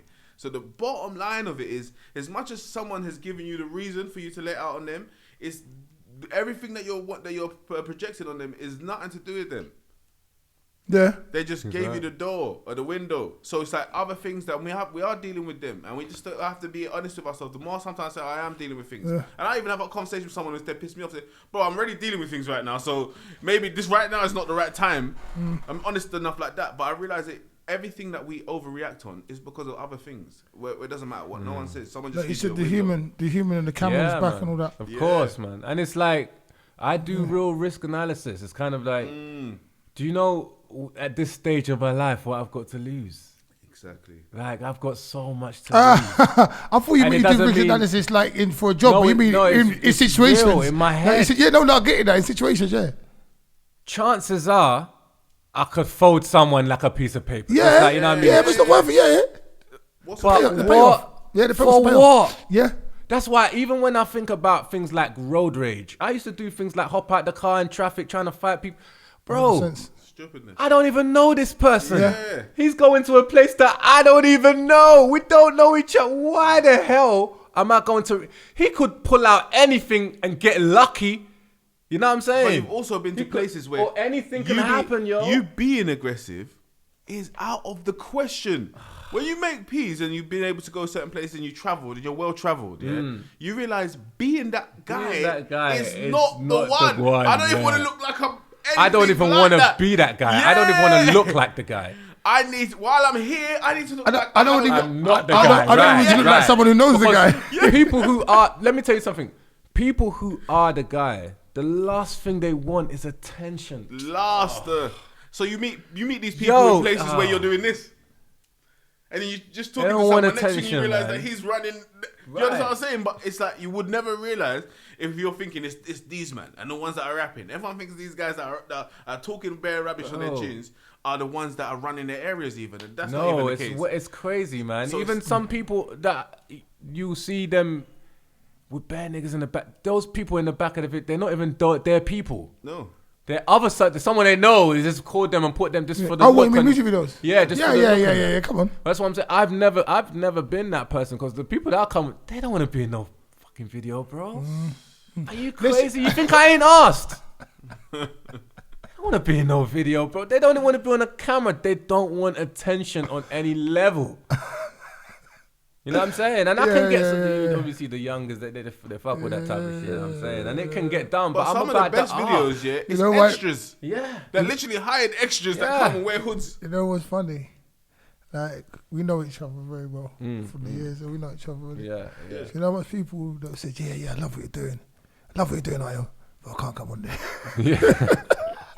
Yeah, no, it's not for me. Bro, you know what I'm saying? Some faces. So it's just like, obviously we don't want to get old and we don't want to sound old, so you have to adjust with the times. But it's very foreign, this whole social media time. It's foreign, man. It's nothing like when we were growing up. Yeah. Imagine being born into this generation. That is insane. But that's what our parents' generation would have said with the things that we were born into. Do you get what I'm saying? So it's just like a we're supposed to evolve as well. Yeah, you know what I mean? for sure. Look, I'm not saying insane in a bad way. No, I'm not it's saying not it like like that it's as a well. negative thing. But I think when it's But spoken just about, different. it's almost like it's you know, like when you say Yeah, magic. no, I think it's very different. I'm It's a just little, different. I'm a little jealous of the next 50 years. Not like people say it's going to fuck up, but I'm jealous in the sense that I believe that there will be space travel and all that kind of stuff. Yeah, they're gonna be. And on I'd love to they're have gonna be been on another level. I'd love to have been around this age when all that was kicking off and had a little Yeah. look into that. Now, as for the other stuff, I don't mind of being born when I was born, not having the social media, but not having the space travel. I really think they're gonna have all of that. Yeah. Hopefully, I can stay fit and stay in shape to all that, and then you know what I mean. Just have a butcher's before I crack on to the next part of my life in the spiritual world. Mushrooms, mate. Huh? Steaks and mushrooms. You go to space. Iykz, Yes, sir. let's talk music because you're fading on me, man. And you're looking tired over there. You good? No, I'm good, man. Okay, that's good. Yeah, when I get faded, sometimes my eyes might close, but I'm active though. All right, that's good. Yeah, That's good. Just relaxed, When did you start in music? man. So when you say start, What was your first? Okay, what do you want to? You I tell me your started story. taking. Yeah, I mean, when we were like growing up, it was garage, it was house. You know what I mean, all that good stuff, and we just used to write bars, spit bars, whatever, like 16s. It wasn't really nothing that I took like super seriously. But if the brethren were going up to the radio station and, you know, yeah, I'll tag along, you know. What stations? Whether it was Heat FM or whether it was any of them. IQ, Like, innit? yeah, I started as IQ because I was just that dude. I was just smart. I was like really smart, bro. Like school, like book smart. Yeah. But I was outside. Yeah. You see what I'm saying? So I was kind of, and if anyone. That's thanks to dad, right? But like, and mum and dad, like- thanks to daddy, you stuff. Up. Yeah, I was smart, but I was outside, so I was like, but I was also like good with computers. So growing up, even in primary school, when there was an issue with a computer, we had RM Nimbus, bro. I'm showing my age, but I remember them. You remember them computers? Yeah. But I knew how to like navigate them, so all the teachers would come and grab me and take me nap. So I was smart, bro. But I was outside, so I was coming up under the alias of IQ, just like spitting bars and all of that good stuff, going to these like after school clubs where we would go back to back, and it was just a hobby, man. It wasn't anything serious. And I think in college, grime was being born, and it just weren't me, man. It just weren't my thing. You know what I mean? But these are the times I was heavily influenced by certain artists and like Jay-Z, Nas, Dipset, heavily influenced by these kind of artists, and like Cameron, Jewels was hot them days, man. You know. And so that's all I was listening to. Bone Thugs, a lot of Bone Thugs back then, man. Oh, I learned about them through Tupac. Back then we had those mix CDs that you could just buy outside. Like Hot to bootleg. Death? Yeah, Hot to Death. Yeah, I remember them. Classics. I remember them. You know what I'm saying? R&B So Central. Bang out, yeah, man, R&B bang out. Central. You know what I mean? It's crazy. Do you know, you've been watching the verses in that? Huh? You've been watching Yeah, the verses? yeah. I was so disappointed with Bone Thugs and 3-6 Mafia because I thought that they What's was gonna... that? What's that? 3-6 Mafia is another group, yeah. No, what's the verses? There's something they do if they go against they kind of play their tunes back to back. Back to back. Okay. Kind of like a clash. Yeah. Like a sound clash. Okay, Yeah. okay. I would have went there in my Bone Thugs t-shirt. I always say this. Like, Would've you know been what I'm sick, saying? man. Yeah, but bro, they no. You realize music can be dated, and like some music can, like it looked like the 3-6 Mafia. I would have never thought that they would have whooped. Yeah, Bone they Thugs. whooped them, yeah. But they had some But moments, man. They did some of my catalogue though, favorites. Yeah, personal moments. Yeah, they but had some, yeah, they man. still look kind of bound. It just looks a bit like, well, these are like, get him, bitch, get him, bitch. Yeah. They were strong. They were strong. Yeah, the- I was- 3-6. Yeah, 3-6 was strong, man. But they got a sound and a whole region on lock, man. Like even thinking about the people they brought out Lil Wayne. Like, you know, the kind of respect people have for 3-6 Mafia. It's just different. And that just goes back to the whole states thing because they're out there, right? Yeah. So that's what I was listening to, and so I started rapping when everyone was started doing grime because garage was just being phased out, kind of like the Soul Solid days. That was all becoming a bit old and dated, and then people were moving over to grime, And I was in college and I started rapping. I just started like putting on these rap beats and rapping. I wasn't very good at it. I didn't quite understand, but I did understand like rhyme patterns. You know what I'm saying? So when I say I was smart, like maths was my thing, like numbers and shit. Like I'm talking like I did GCSE year early and shit. You know what I mean? Like, so part of being good at maths is understanding patterns and having a good memory. That's basically all it is. It's just about patterns and memory.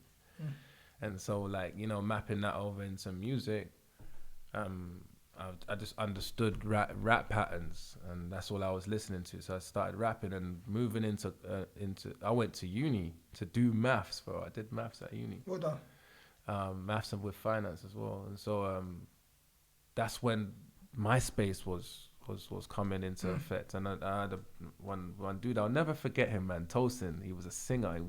This guy had, his voice was like Another Nigerian, right? Yeah, Tosin Tower was his name. His voice was like D'Angelo. I'm not even joking. This guy was incredible. And we had the same birthday, so I'll never forget him. We were born on the same day. But he put me onto MySpace. And I just started uploading music there, and I got a mad response from people in America, people here, people there. That's when I knew. That's when I thought, wow, this is real. You know what I mean? Yeah. And it wasn't like I wasn't doing no Soulja Boy numbers on that, and it wasn't crazy. But just seeing inboxes of just like loads of like positive messages, connecting with A&Rs and doing this and that. Like I'm in uni doing this stuff. So we used like good use of the library, got like books on the business of music, and started reading the shit. Yeah, good. Right, so we're not just making music, but we're understanding about royalties and publishing, breaking it down. You know what I mean, performance royalties and the different bodies and PRS and ASCAP, BMI, how the music business, the business of music works. Right? Yeah. So when I leave uni, I'm thinking, damn, this shit is gonna happen. And that's when I started taking it seriously, man. It wasn't obviously like, you know, it's a grind. You know what I'm saying? In your head, you're thinking that you're so amazing, you're just gonna put out one thing and then tomorrow you're Jay-Z.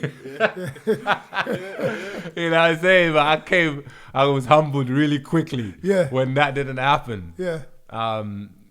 But what was happening is that I was meeting all the right people. And even looking back at it now, everyone that I met back then is in position now. Yeah. I'm talking, they're running shit now. And we all came up together. Yeah. You see what I'm saying? Can you mention some of the names? Like even like Farron, who runs One Extra. That's my dog. Like, you see what I'm saying? These are like people like, you know, like went uni with Nadia J. With Nadia J? DJ on One Extra with Dotty. These are these are Apple Music now. DJ, like, you know what I mean? These are my people that we came up with. Yeah. Same people, like, you know what I mean? So it's just like, it's just so good to see people in position, like G Fresh at United Talent now. That's just a fellow rapper. We're brothers, like, you know what I mean? We were out in Dubai a couple of years ago popping champagne and doing dumb shit. Yeah. You know what I'm saying? So it's just like people that we came into the game with. How do you see the game right now? It's fragmented, man. It's fragmented. It's there's good parts to it, parts I like, parts that can be developed. But I just think it's very. I think we have all different kinds of fans of different age groups. But there is a huge focus on the younger generation right now. And it's probably just due to the fact that they're the ones running up the numbers on the social networks. So I'm talking about on the Instagrams, on the YouTubes. Yeah. A lot of these videos that come out, they will have like 1 million views because it's literally just like kids going back and forth in the comments and refreshing it. Right in their comment. Not necessarily. Refreshing people pay for that. And people pay. Yeah, it's a combination of things. You don't get 2 million views without putting money in the... Yeah, it's a combination of things. You need a team. You need help. So nothing is organic. Everyone has help. Anyone with any kind of success has help in some, because it takes a great team. So you know how Rihanna, the artist, her team is probably the most amazing team any artist could ever have. And that and it doesn't, I'm not taking away from her success by saying that. No, I'm saying that she, as a collective, Rihanna, the brand, is not just Robin, the woman. It's everyone behind her at the same time. She's a great manager, a great publicist, a great, you know what I mean? So it's everything, man. It's like, and that's why I say nothing is organic. You can be organic to a certain level. The reason why I say nothing is organic is because there's no more one-hit wonders. Right. Back in the day. Yeah, but it might just be a man, I can't live. And you know, like, who is that? I don't even know who that guy is, but we know the tune. If you understand what I'm saying. So his tune was able to go to, say, you know, like, sweet like chocolate. Let's just give me an example. We know this. We don't even know who sang them tunes. Right. But those tunes are hits. I know that Chocolate Boy one, though. Yeah, but do you know who sang it? Sweet pea penis, sweet pea. See, don't even bother. I know. That's what my head did. Man said sweet pea soup. Sweet sugar. Sensation. Sweet sugar. No, something. We don't know. I can't remember, man. I can't remember. I know it's something like that. Yeah, sweet, something like that. Yeah. But even like, I'm just saying, some of the most biggest tunes that we had, even if it was like, I don't know, maybe I wish it was a little bit taller. You know what I'm just saying? Like, there was a time where if your tune was a banger, it will go true. Yeah, and what he means by going true, that means there's sustained success. Yeah. Something can be number one for 20 weeks. Yeah. Now, something will be number one today, next week, number 79. How did that happen? Exactly. How did that happen? How did you get from number 1 to 79 in the space of 7 days? Serious. That means your numbers are being pushed up. All the marketing spend is going into, because you need to understand, it's different now. The conversion is different. Back in the day, this is what a conversion is. You get out, you walk to the store, get a bus, and you buy a CD. That's a conversion. HMV, Virgin Megastores. That's a conversion. You know what a conversion is now? Going on your phone and listening to a song on Spotify for 30 seconds. That counts as a conversion. That's a sale. Can you see? So you've not invested anything. No. By going outside to buy a CD, that's an investment. Yeah. Investment of money, investment of your time. So therefore, that's creating a real fan connection. That conversion. Yeah. Now, for your song to be on a playlist, that playlist could be on shuffle. I don't know you. I don't know your song. Yeah. But I've played it for 30 seconds. That's a conversion. Yeah. So, you know, you see what I'm trying to say? Yeah. So we're not building artists the way they should be built with the value, because the conversion is nothing. It's nothing. It's nothing.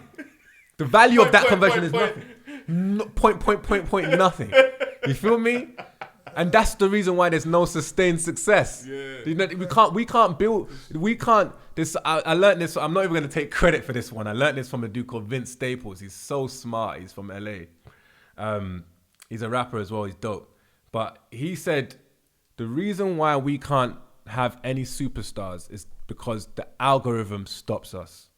Mm-hmm. The algorithms that are on these social media platforms, what they're designed to do is AI, right? What they're designed to do is to show your content to people that they think want to see it based on their activity. So, but back in the day, you could have a superstar because everyone saw your shit. It doesn't matter if you like it or not. Everyone saw it. Top of the Pops was a centralized show. All genres in there. So everyone, whether you like rap or not, you're going to see that shit. Yeah. You know what I'm saying? You could like Madonna and now you're listening to Snoop Dogg saying, hey, you see what I'm saying? Yeah. Now the algorithms, you put something out, it will only show people that are looking for that kind of music. Therefore, you can't cross promote. So those people that like Billie Eilish, they don't know who the fuck you are over here. They don't know you. How would they know you? The algorithms hasn't showed them. You see what I'm saying? And and that will breed why artists go out with certain artists, and that creates a story. It's all you feel me? It's all to cross. They're crossing over by sleeping with them or hanging out with them or 100%. Or not Because when just you get with these featuring. publicists, you know these kind of publicists that these famous people, these publicists are on like 5 to 10K a month. You know what kind of questions they ask you when you're like signing up to them? Who you dating? Who you like? All of this stuff about your personal life, bro.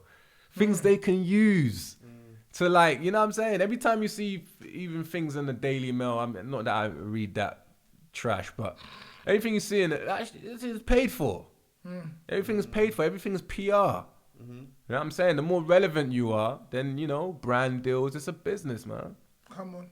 You know what I'm saying? So you started rapping, you went, instead of doing the Gary stuff, you was doing grime, rap. yeah, this is rap, man. What kind of rap?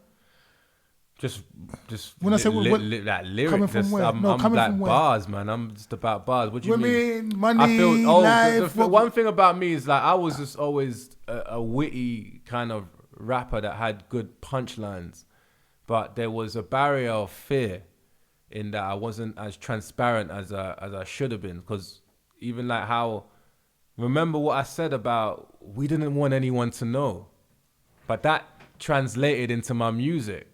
Do you see what I'm saying? Because you don't want anyone to know what you're doing, you know, that translates into your music and that creates a barrier between yourself and the listener. Do you see what I'm saying? So it's hard to build fans. Holding back in it, yeah. Yeah, it's hard to build, but you don't. I'm someone who, I've never had like a big team. I've never had like a big, like mad advisors and shit. I've done everything. I'm like, you know what I mean? I'm self-made. That shit sounds cliche. I hate that come on. shit. But I really did this shit. Do you see what I'm saying? Yeah. Everything I've learned is because I've put in the effort to learn it. I've kept going and learnt it. I flew myself to America, across Europe, just trying to go to loads of music conferences, just to connect with people. Like I had to do all of this. So you see what I'm saying? I love the fact you told me, but why don't you tell me? What do you mean? Like you had to tell me here. How did you come about that idea of flying from here to America to Europe? I kind of like you went in, innit? Yeah, After I was going in. You reading the books in the thing, but you went in. And what happened on I those felt trips? like I felt like I weren't building quick enough over here, like in the UK, and the world is a big place. So I was like, you know, rappers is not really something they support like that. Do you see what I'm trying to say? I think there was like only Wretch that they would support. But Wretch is kind of hybrid because he kind of came from grime and he was part of the movement who were grime, pretty much. You know what I mean? Obviously, you know, they're bars, you know. And, do you know what I think as well? A lot of the time, we see when music is a personal thing to you, yeah? Right. And I think that you're someone like yourself. Yeah. It's got a very personal connection to it. You see when you don't mind it not being personal, yeah? It like, because a lot of people that we like, a lot of tunes that we like, you know, because you want it to be a reflection of you, right? You know what I'm saying? But half of the time, that's not even what songwriting's about. Yeah. And you know, like, there's always that side of it, and that making that banger or being honest. Right, but that's the thing, because hip-hop is a culture. It's the only genre that is a culture. Yeah, facts. Do you see what I'm trying to say? I mean, I can guess rock is a culture. Yeah, I was gonna say well. Yeah. There's cultures, but it's a real culture in that.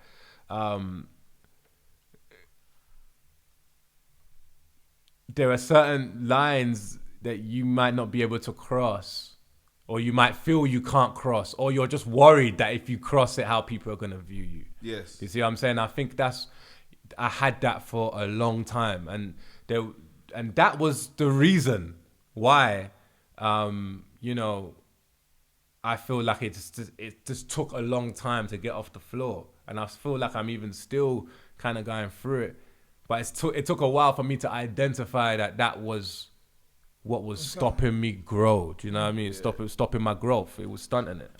Did you do shows? Yeah. No, because for me, if you wanted to, he's good friends with like Malik. Was it? Yeah, I'm good friends with him. Yeah, he's good friends with a lot of the Afrobeats, and he did an Afrobeat tune. And it was good, and it was very successful. It did its thing.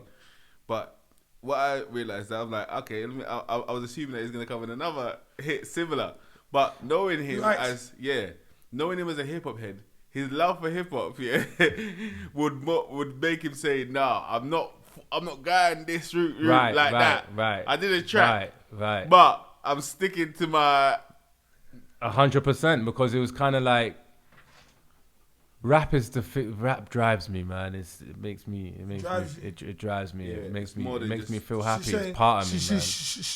Okay. It's a part of me. So You what know is I'm it? saying? Because like, see, like for me as well, I'm not a rapper though, but the Tupac times. I listen to Jay-Z, I listen to Nas, and then people there. But you spoke about the people you listen to, like Tupac. I mean, Nas, Jay-Z. Nas is my favorite rap. Nas is the reason why I rap. And that is even his style was the intellectual kind of style. Yeah, It's very, I can't like, rap storytelling like, kind of. yeah, but he's you know, I'd say Nas is, it's a weird one because Jay-Z is undoubtedly the greatest rapper ever, yeah. But Nas is the reason why I rap. That Esco is the reason. Okay. Without I feel Esco, like we there'd be listened no to me. like Jay-Z wasn't that. We weren't I feel listening to him like no, that. we back wasn't. In the day. Yeah, and I we just were feel like Nas over the years, fans. they put petrol in him. Yeah, Do you know I'm what? not saying that But he's not good. Yeah, I'm just yeah. saying I just feel like he got We weren't listening to overly. him like We that. wasn't Yeah. listening to him No, like but that. Jay-Z, yeah, I think it 100%. was for me personally, it was his consistency. Yeah, It was like grew Reasonable over Doubt, the years. this one, But one, when and Reasonable then Doubt doing came out, we didn't like weren't listening to him yeah, like we no, didn't but he rate was it like that. But I'm saying I saw they done a whole film video about that, but you knew he was doing rock away. You knew he was doing all the other stuff as well. So But it was the ones knowing that he was tunes we doing. knew, yeah, Huh? was like Jigga Yeah, but it was. Jigga-who? Yeah, but it was his. To me, it's the same as that rap. And obviously it's different in America, you know what I'm saying? But just over here, we weren't Yeah. really listening to him. Like But the still, it's That time. it was the. Hard Knock Life's the first kind of thing. What we am I got trying to from say now? Jay-Z like that, on that The level. whole sure. Rockefeller thing or whatever, that whole Yeah, Scarface story. yeah, That's yeah, why yeah. Jay-Z was so hot because camaraderie. they done it themselves out of Right. the boot the card No, and then on top I of just that they're think- the thing. Not knocking That for me. their thing. I just think No, like, but that's again, why I'm saying. do you see in the early stages, yeah, you needed to have a popping hip hop tune to be popping. Like that's Yeah. why all of them had a popping hip hop tune. Yeah. Whether it was Dipset, you know what I mean? Oh Yeah. boy, or whatever it was. Yeah. Everyone, even Tupac, how do you want it? They Yeah, needed yeah, the radio yeah, tune yeah. to even for us to even start To- listening to them. Because yeah. if they didn't have a radio tune, it was Yeah, underground you hip hop. needed a radio tune. Yeah. The Yeah. radio was the radio A&R. mix. The radio Yeah. mix. Yeah, Yeah. the You radio didn't have was a so tune that was important. spinning on radio them days. You Yeah, was you're not underground. selling anything. Yeah, You're yeah. underground Yeah, hip hop, fam. yeah, and yeah. if you wasn't really on the underground boom boom bap thing too much, you're not really You're trying not to. doing nothing. Do you understand what I'm You saying? need So what are you radio. not saying about Jay-Z then? I'm lost. Jay-Z was underground until Hard Knock Life here. Okay. Pretty much. Yeah. So, but Nas wasn't. Nas was from that tune Yeah, with we Lauryn knew, Hill. we If knew I Nas, ruled man. the Yeah, we world. knew How Nas long a difference quickly. is the time in between That's those a two? big difference. Like when you think I Ruled the World and Hard Knock Life is a big difference. Yeah. I was It's just about always 5 a to 10, Nas. yeah. Nas, okay. Like I'm talking like every single CD I bought it. I've got every Nas It was CD. written, Illmatic. All of them. Yeah. All See, of them. Godson, I went to Godson, I like HMV Godson, and I yeah. bought it. And that's what I mean about our class. Nas would have been in our class. Yeah, Nas. Yeah. You know what I'm saying? Yeah. He has the. He is It would have been in 7B. Yeah, I know. I got it. I got the reference. He's got the balance. I got the reference. I got You know the what I'm saying? reference. So I always wanted to carry myself and be like Nas. Nas. Yeah. You know what I'm saying? That's like even I used to do my hair like him, like with the, Yeah. with the Nas, like. Yeah, I don't Yeah, know. yeah. Around the bowl cut kind of thing. Like, you know. nah, back in the day, I'm talking like with the Partings line, and the part. In Oh, the okay, hair. okay. I used to do that, you know what I mean? Well, him and Mike Tyson, you know, I come from Yeah. a boxing family. Come on. And then, so what's your music like today? I just think it's honest. It's honest because I got over the barrier of fear. You see what I'm saying? Yeah. And it's like, I don't box myself anymore and say like I'm a rapper because rapper really undersells what it is that I can do with music. You know what I mean? I'm just an artist, you know. So I learn keys now. I sing a little bit. You know what I'm saying? Anything but I am, when it comes to the bars, you know what I mean? It's just honest now. So it's literally, my story's just not been told before because I didn't even understand what was missing. You know, but yeah, there's a real story to tell, man. The kind of places I've been, the things I've seen, the knowledge I've got to give to the world, and the honesty and everything. You know what I'm saying?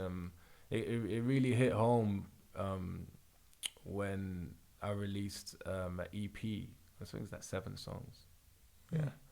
And it was just based on my last a relationship in the past.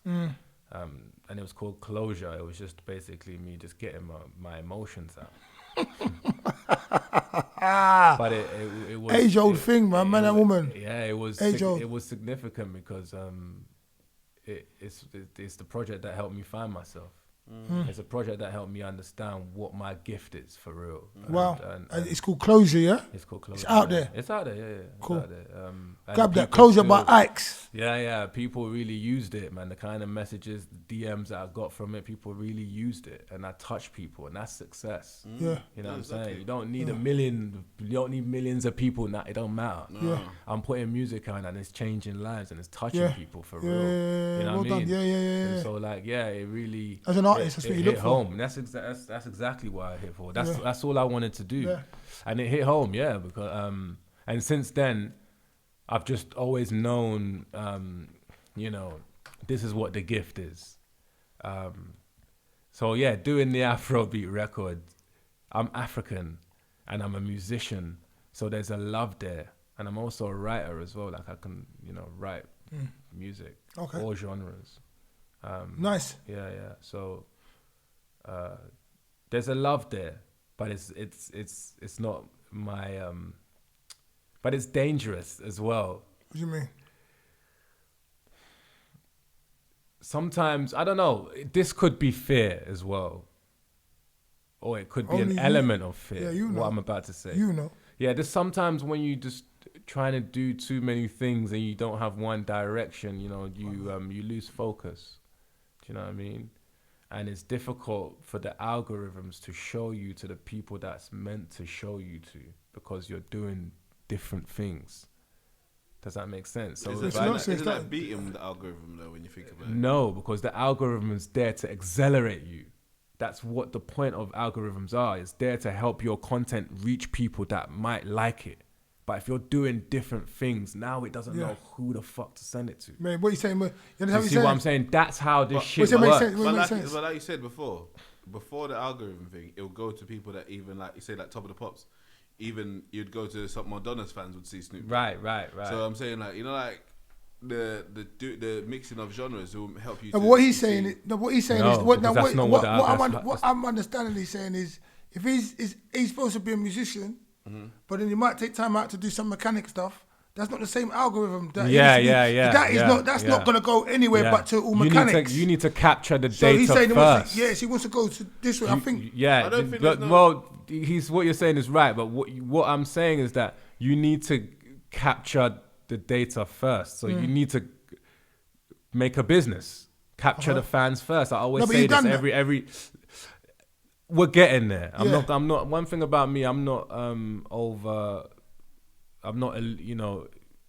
I complete. know where I am at the stage in my level. You know what I mean? I know what my level is. But I always say like every artist needs 10,000 core fans. 10,000 global. You know what I mean? It's not a lot of people, really. There's billions of people. So yeah. What do you think? I think every artist he's needs saying? 10,000 core Well, you don't know fans. about this stuff better more than I do. No, Both of you know because about this more than I do. I went to a more technical side of it, so I do understand the side he's talking about as well. But you agree with that statement before you go into what you're saying? No, I've learned this. That's something I've learned today. As much as So you I have can to have go them on 10,000 core fans. Go on like I know things. I'm so open to learning. So even him saying that, it's interesting. Do you get what I'm saying? So I'm gonna take that on. But my thing is that in terms of, I was very technical thinking about music. When I technical thought about music, I think the least happened. You know, like when I technically thought about the marketing and things like that. Like I say, when it came back to the love, and the love, like see the reason why that project you made it with this, Yeah. and then that's what it did to people. Yeah, it came You from a didn't- real you place. didn't say, I'm going to market it in this way. And Right. It comes from a real place. It Right. touches people in a real place. Right. It comes from turning up. That's what people are going to do to it. Right, Turn right. up. So I feel like you do need the You're so funny, you know. understanding. Yeah. When you say Tony, we did like get Yeah, a job. Yeah. You're funny. You know what I'm saying? I'll put camera here. I keep No, saying yeah, I'm it. saying. God. But it's like a lot of what like we end up losing our love for things, and then when you're doing it too technically, you lose your love for it. Yeah. And then, like I say to you, like I could, without him even saying, because for my history of knowing him, I know that he doesn't even really. He's holding back, basically. He's holding back. He's holding back. Car, I used to a lot, for no, sure. no, you're still holding back. Car, again, even how you talk, I can tell you're holding back. Yeah, even how the connects that you've got to do one bag of things if you wanted to do. Yeah, you hold it like when you're ready to go. Yeah, Everybody yeah. will I feel know. like one thing I do I'm not saying you're not doing it. I'm saying, but when you're ready to go, Yeah. Because a lot of us, we fear our own success. Not because. Yeah. I feel like I lost the hustle a little bit. Like as you get, okay, I'm gonna let this lead on. We place value on everything that ages but ourselves. Yes. And you know, it's taken me a while, but what I can do now is very different to what I could do even 2 years ago, even 18 months ago. This like my level of because of where you mentally are, spiritually. Yeah, exactly. And so that's what it's all about. It's made me by working on myself. It's made me a better artist. Yeah. By force. There's certain things I can't even listen to because it's like, oh man, I wish I could remake that now. You know what I mean? I'd say that so much differently. You know what I mean? But then moving on from that, I just feel like as the journey gets longer, sometimes you lose the hustle. Definitely. You know what I'm saying? In all angles. Yeah, like when I was traveling, so what happened is that I just didn't feel like I was growing at the rate I would have liked over here back then. And so I had this idea of just like going and just creating an international network of people that would help me. I'm talking like publicists, radio people. I had the money. I was hustling. I had the money. Like I, go to these places and this network. Remember, communication is my thing. So I was going there one up to New York, to Rotterdam, to Cannes, Paris, France, like, all of these places. I went on a college tour in America. That was just me, the kind of people I met, like some of my friends still, like they come in, like, you know what I mean? One of my good friends that I met just out there like that, he's part of like Bryson Tiller's camp. Like he comes here it's like a big R&B singer. Like when they come here and they're on tour with The Weeknd, and he's calling me and The Weeknd? The Weeknd, the group, the artist, yeah. Abel, The Weeknd. No, yeah, he's one of the. He's one of the biggest. Yeah, I know. God bless all of you guys. No disrespect to none of you guys. Love you all. But it's just crazy that the people that I've met and everything, like, I was really hustling this music, and now looking back at it, the music wasn't even great. I mean, I thought it was the best thing ever back then, but now I'm thinking that music was garbage. But I had the grind though. I had the hustle. But as I got better. As I got older, you obviously, if I'm playing piano when I'm 6, when I'm 20-something, I'm going to be amazing. You see what I'm saying? So it's the same with music. It's the same with rap. If you're going to keep rapping, you're going to get better. The music is going to get better. So now, just thinking about it now, the music, in my opinion, humbly, is levels beyond what it was. You got some bars. You got bars for me today, innit? The hustle isn't. Yeah. The hustle isn't. You know what I'm saying? So how do you get that back? The love is coming. It's coming back. I've been through a lot the past couple of years, man. I've lost 2 cousins. My father passed last year. You know what I'm saying? Like, I've been through so much. I even had to kill some friends. Figuratively. You know what I'm saying? In a split millisecond, I was lost and I was found. Yeah, but it's necessary sometimes to commit murder. It's a big life change, lifestyle change, and that affected me mentally. You know what I'm saying? Yeah. So I'm not gonna lie, there was a time, especially last year when my father passed. I was questioning whether I was ever gonna make music again. I was questioning, like, will I have that hunger ever again? Because I lost it. I'd lost it. The hunger just weren't there. To write, to create, to promote, impossible. Everyone gets that. Even people that's at the top of the game get that. I couldn't believe it when I had it. I was scared. I'm not gonna lie. I was scared. Like, what if this never comes back? What if I never want to ever do this again? You're a human being. Yeah. Like you stressed at the beginning, you have to understand you're a human being, man. You know what I mean? Man. I think the pandemic season made everyone reflect on another level as well. What did that do to you? I'm someone who's inside. I'm a hermit. I'm very self-sufficient. So it wasn't really much of a change for me personally. Yeah. There's a certain people that have that need and seek human interaction on a daily basis. I do not. You know, I'm someone who there's a lot of strength in just being content in your own company. Do you know what I'm saying? And I've had to learn that, because when shit got dark for me, there wasn't anyone around. I had to. That's why I got my dog. You know, my dog. I was Yogi. gonna ask you about that. Yeah. That was a direct. When you grow up the way I grew up, you don't even know what like love is, like real unconditional love. You don't understand it. It's not something you've ever experienced before, you know. And so a dog gives me that, you know what I mean. And so I needed to understand what that felt like. I feel like. Do you like dogs? I feel like I love dogs, man. No, I like dogs too. You see the interpretation of love, as well, and how people give love. It's all determined to the individual language of the person. Did you hear that? Yeah. Okay. You know what Sorry, I'm that's right. Yeah, that was on cue. You know what I mean?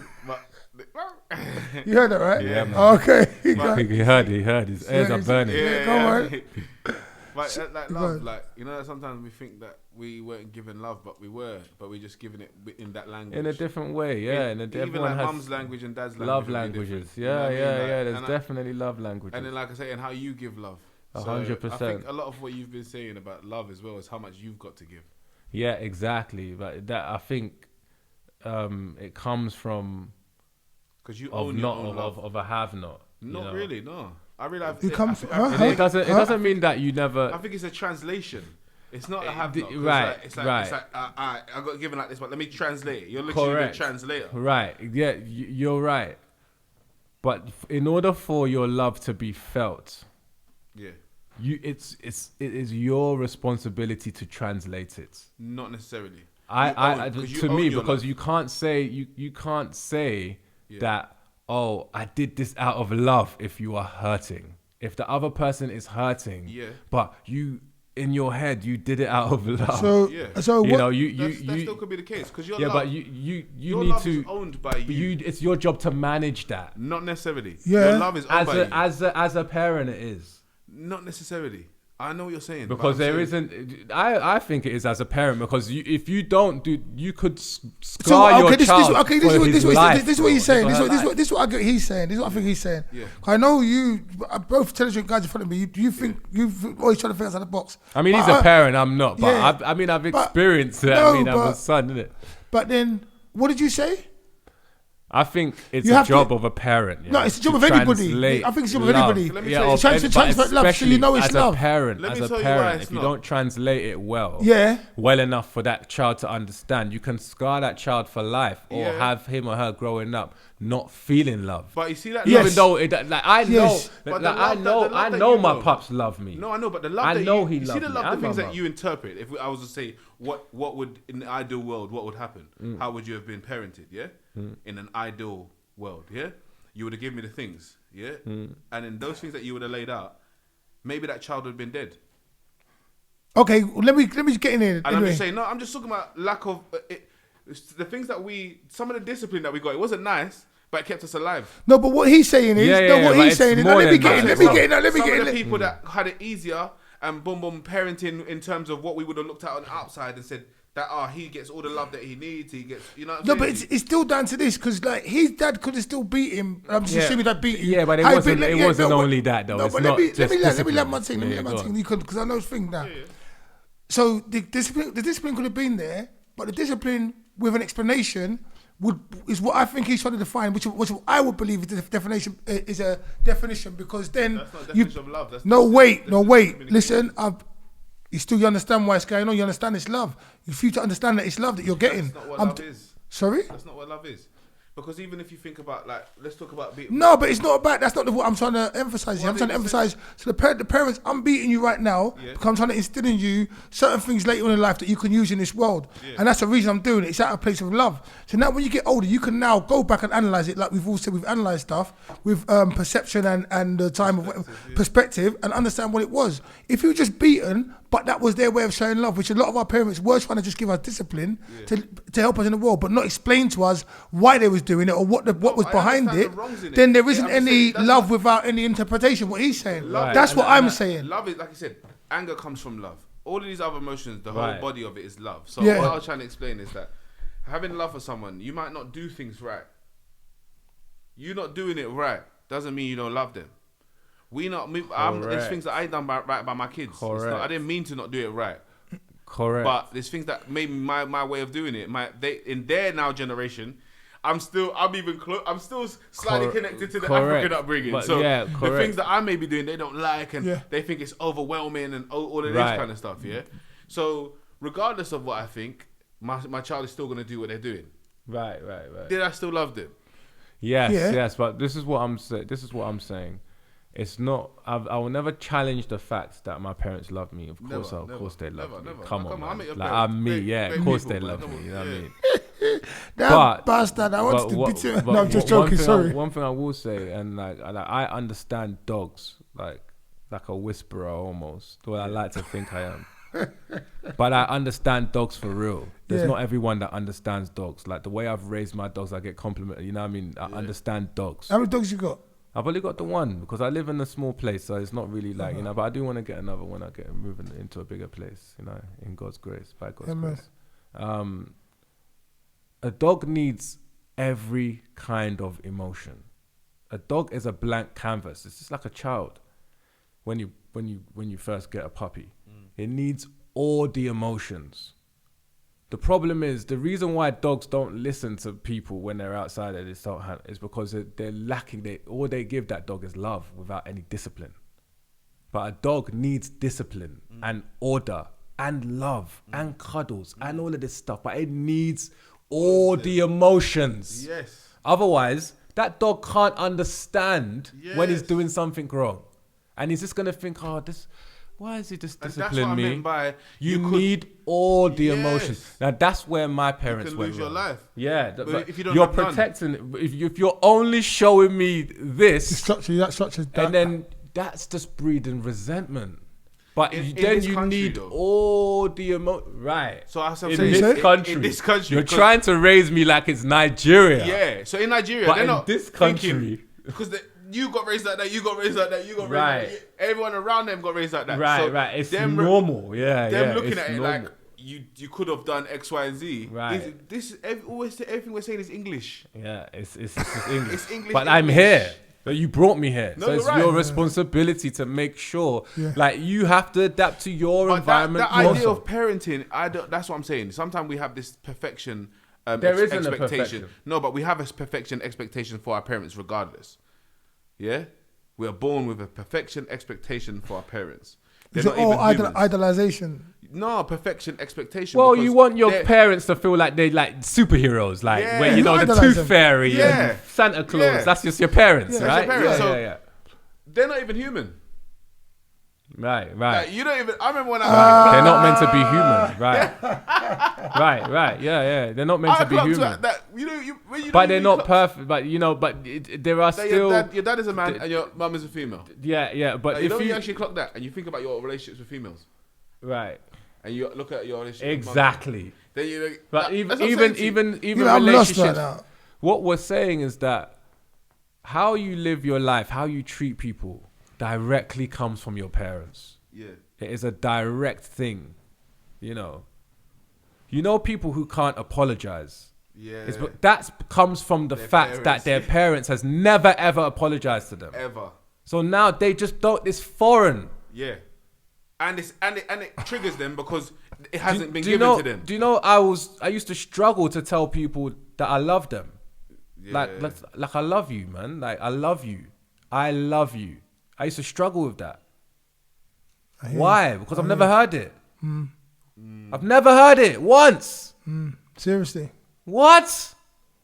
I grew up in Nigeria. I stepped out of the crib. It was London.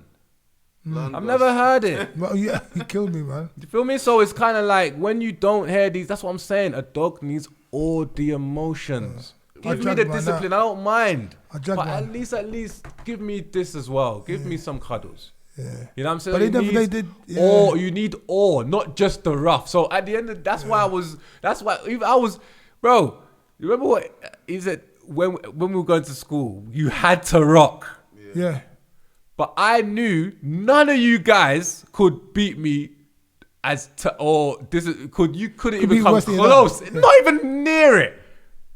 Yeah. I could take everything that you got, but you can't take everything I've got. Yeah. That was my rationale. So I'm happy to. On the block, we would just fight happy to.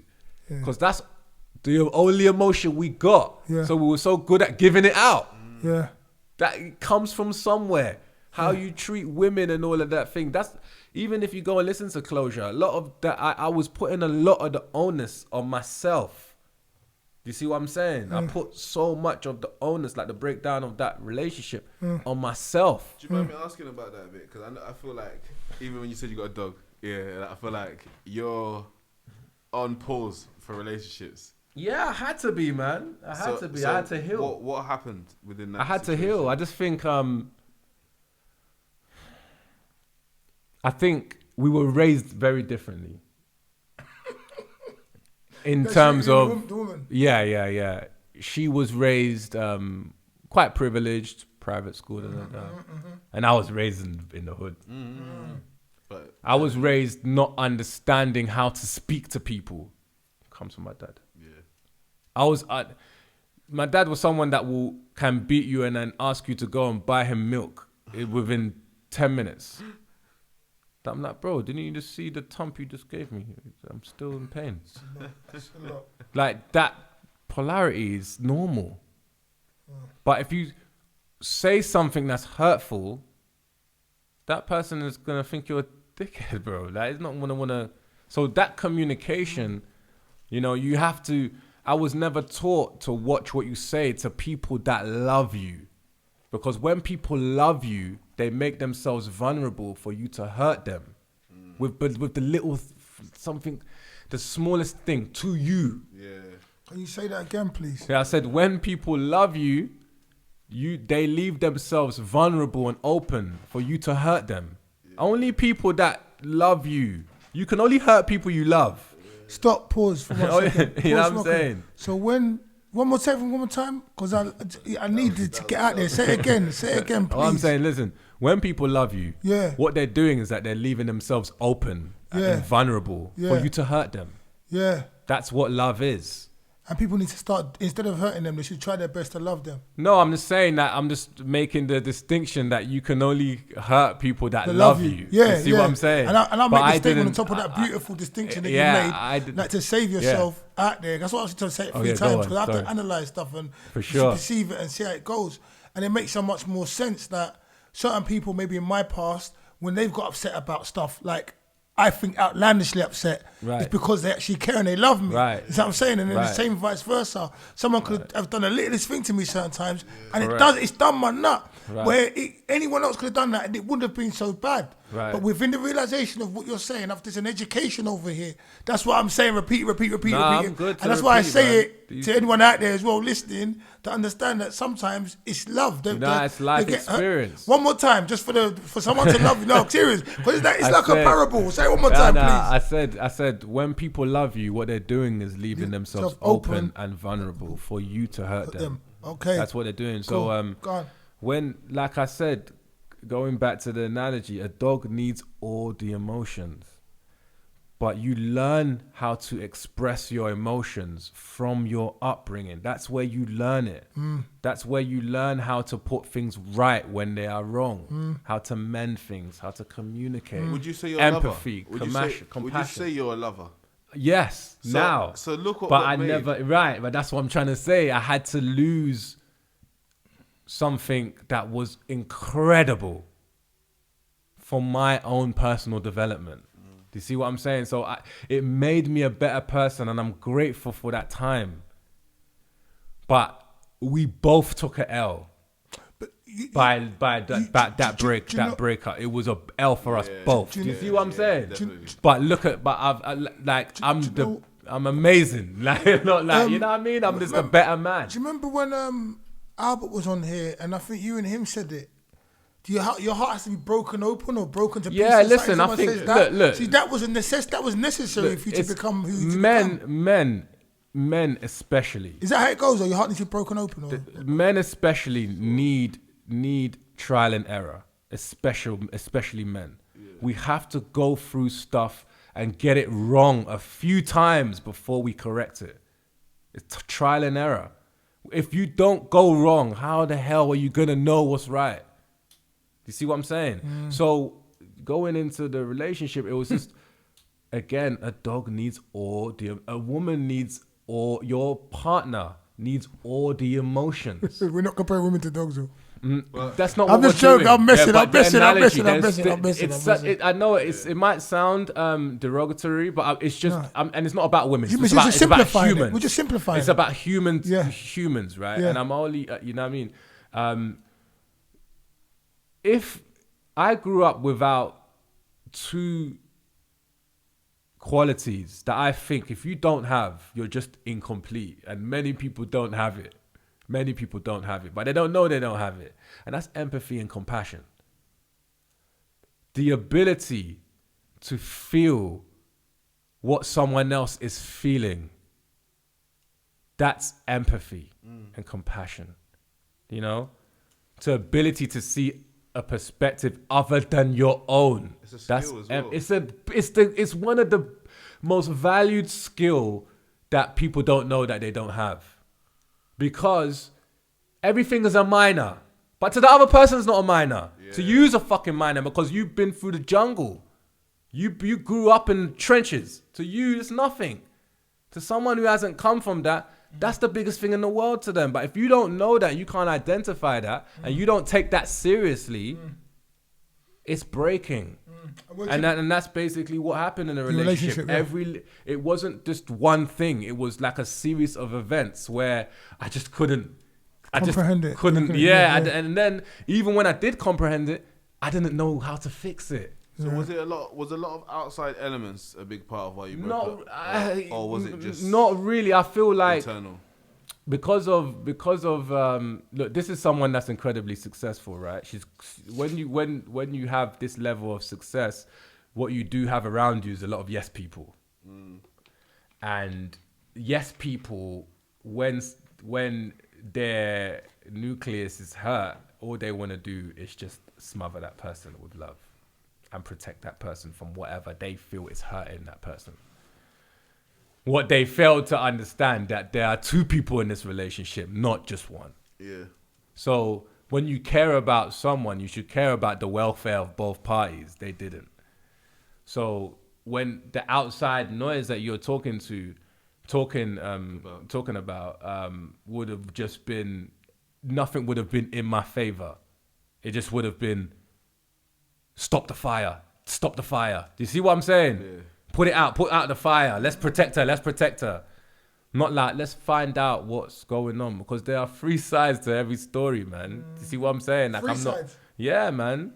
You know what I mean? It's always my side, the partner side, and the truth probably somewhere in the middle. What's crazy is that there's always like, when you talk about three sides, that's the name of one of the songs on Closure. Yeah? See? Okay. You know, when you talk about she's a very successful woman, and like I say to you, when I've dealt with successful women and things like that, I've realized that they, because of their choice of lifestyle options, they later in life, they end up doing a lot of things later in life, and kind of like, because they have the options. I don't know, there's a lot of shows. There's shows called, like, I don't know if you see things like a Mr. World Premiere. Like, I don't know if any of you lot watched them, but there's like Looking for Mr. Love. World Premiere, yeah. I think, bro, they had a new show every week. I couldn't keep up. Yeah. But you know, there's them kind of shows. I ain't seen it in ages. But yeah. And it shows a lot of like career women that do really well career wise. Mm-hmm. Like they when they're in their like 40s, very good looking women, good money, all that. But successful women have issues actually even settling down, more than the women that are not so financially successful, because they say that men don't really acquire that from women. They don't acquire them to be successful. You want them to be a mother. You want them to be this and that. Right, you know what I'm saying? This, I think there's also a fight behind the successful women, because they got one bag of people that. I mean, look, man, we were a great team on some level, especially like on a creation level. I just think it was there was definitely an element of, if she just got a big bag. Because remember, these times I'm still in the streets. Okay. You feel me? So it's just like there was an element where someone we both do the same thing. Yes. But she is further in this career than I am. So maybe there was definitely an insecurity there. Yes. Of whether I was envious or whether I felt some type of way about it when I didn't. But that insecurity, you're putting it on me. Do you see what I'm saying? Sometimes you could put your own insecurities onto the other person. It's like, this thing that you're thinking, I'm not thinking it, yo. Yeah. But it's because you are insecure about it. So when something happens that might resemble that feeling, you're thinking, oh, it must be because he's jealous. He's jealous of the situation. Dangerous. But why would I be jealous of the situation? I know one thing about me is I'm very sure of myself. I know my position in life. The things that I value isn't money. Do you see what I'm saying? So it's kind of like, I'm not going to be... I want to empower you. Because if you are a part of me, a woman that I choose and chooses me is an extension of me. When you see her, know you see me. Do you see what I'm saying? That's the kind of relationship I like. That's why I don't have many relationships. So... it's an empowerment, man. If you're doing good, but then we good. When you're doing good, you're around circles of people that say, "Oh yeah, we're these kind of people." Right. And then, okay, so what does your partner do? And then again, there's certain things depending on what you're doing, and it take time. Even if they say music, sometimes if music is frowned upon, because you got circles of things where many people doing it. Yeah, do you understand what I'm saying to you? But when they're in the environment, it's not frowned upon. But it's in that lunch there, it's frowned upon. But when they're actually in, and if they're talking about their brethren that's successful, I think that even though your situation was specific to your industry and the person probably making a bit more and getting the bag and all that, it's something that happens across the board in relationships. It's people projecting certain feelings onto the other person. Yeah, 100%. And she's saying, well, like, you know what, you're upset about that. Innit? What's wrong with you? You're upset. Yeah, no, I'm not upset. No, you are upset. Innit? Yeah. And that just manifests when there's absolutely nothing there.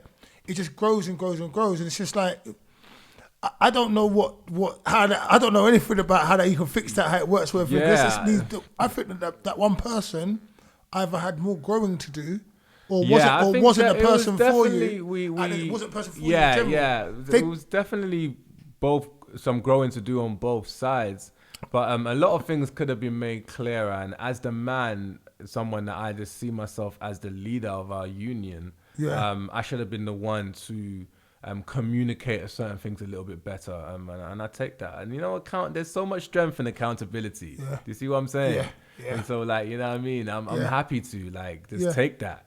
It's like I'll hold that because I just know that I'm not the person. Like, I know that it's nowhere near to who I am today. Do you see what I'm saying? And I know it's quite sad, because someone will cash in on the investment that's been made. Right? You still love her. You still got love for her. That's what it is. 100%. That's what I understand. Love is an emotion that doesn't go. It doesn't die. It's the only real emotion that exists. It's energy. That's why. Yeah. All this other energies, anger and all the emotions, they go the next day. You feel different. Yeah. Love never goes. Yeah. Never. Never.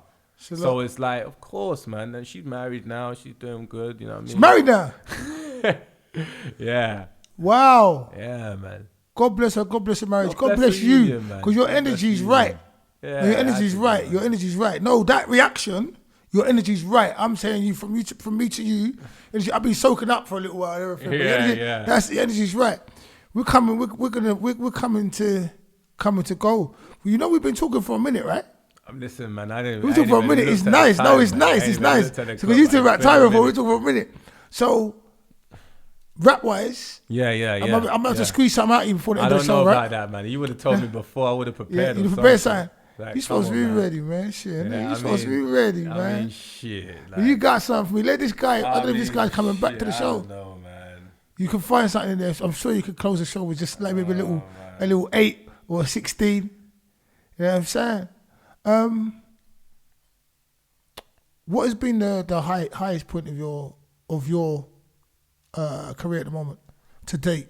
Apart from getting accolades of people actually feeling the music and knowing. I think that is the highest. Like, yeah, I know you're gonna say that. Yeah, I thought you would say that. That is the highest. Yeah. For me, my aim is to connect with people, which is the reason why I love live shows, because that's the realest form of that connection. That's what I was gonna ask you. So, Yeah, because the next thing I was gonna say is the reason I know you're an artist is because a man told me how crazy was at your show. He goes, nah, this guy at his shows, he gives you a show.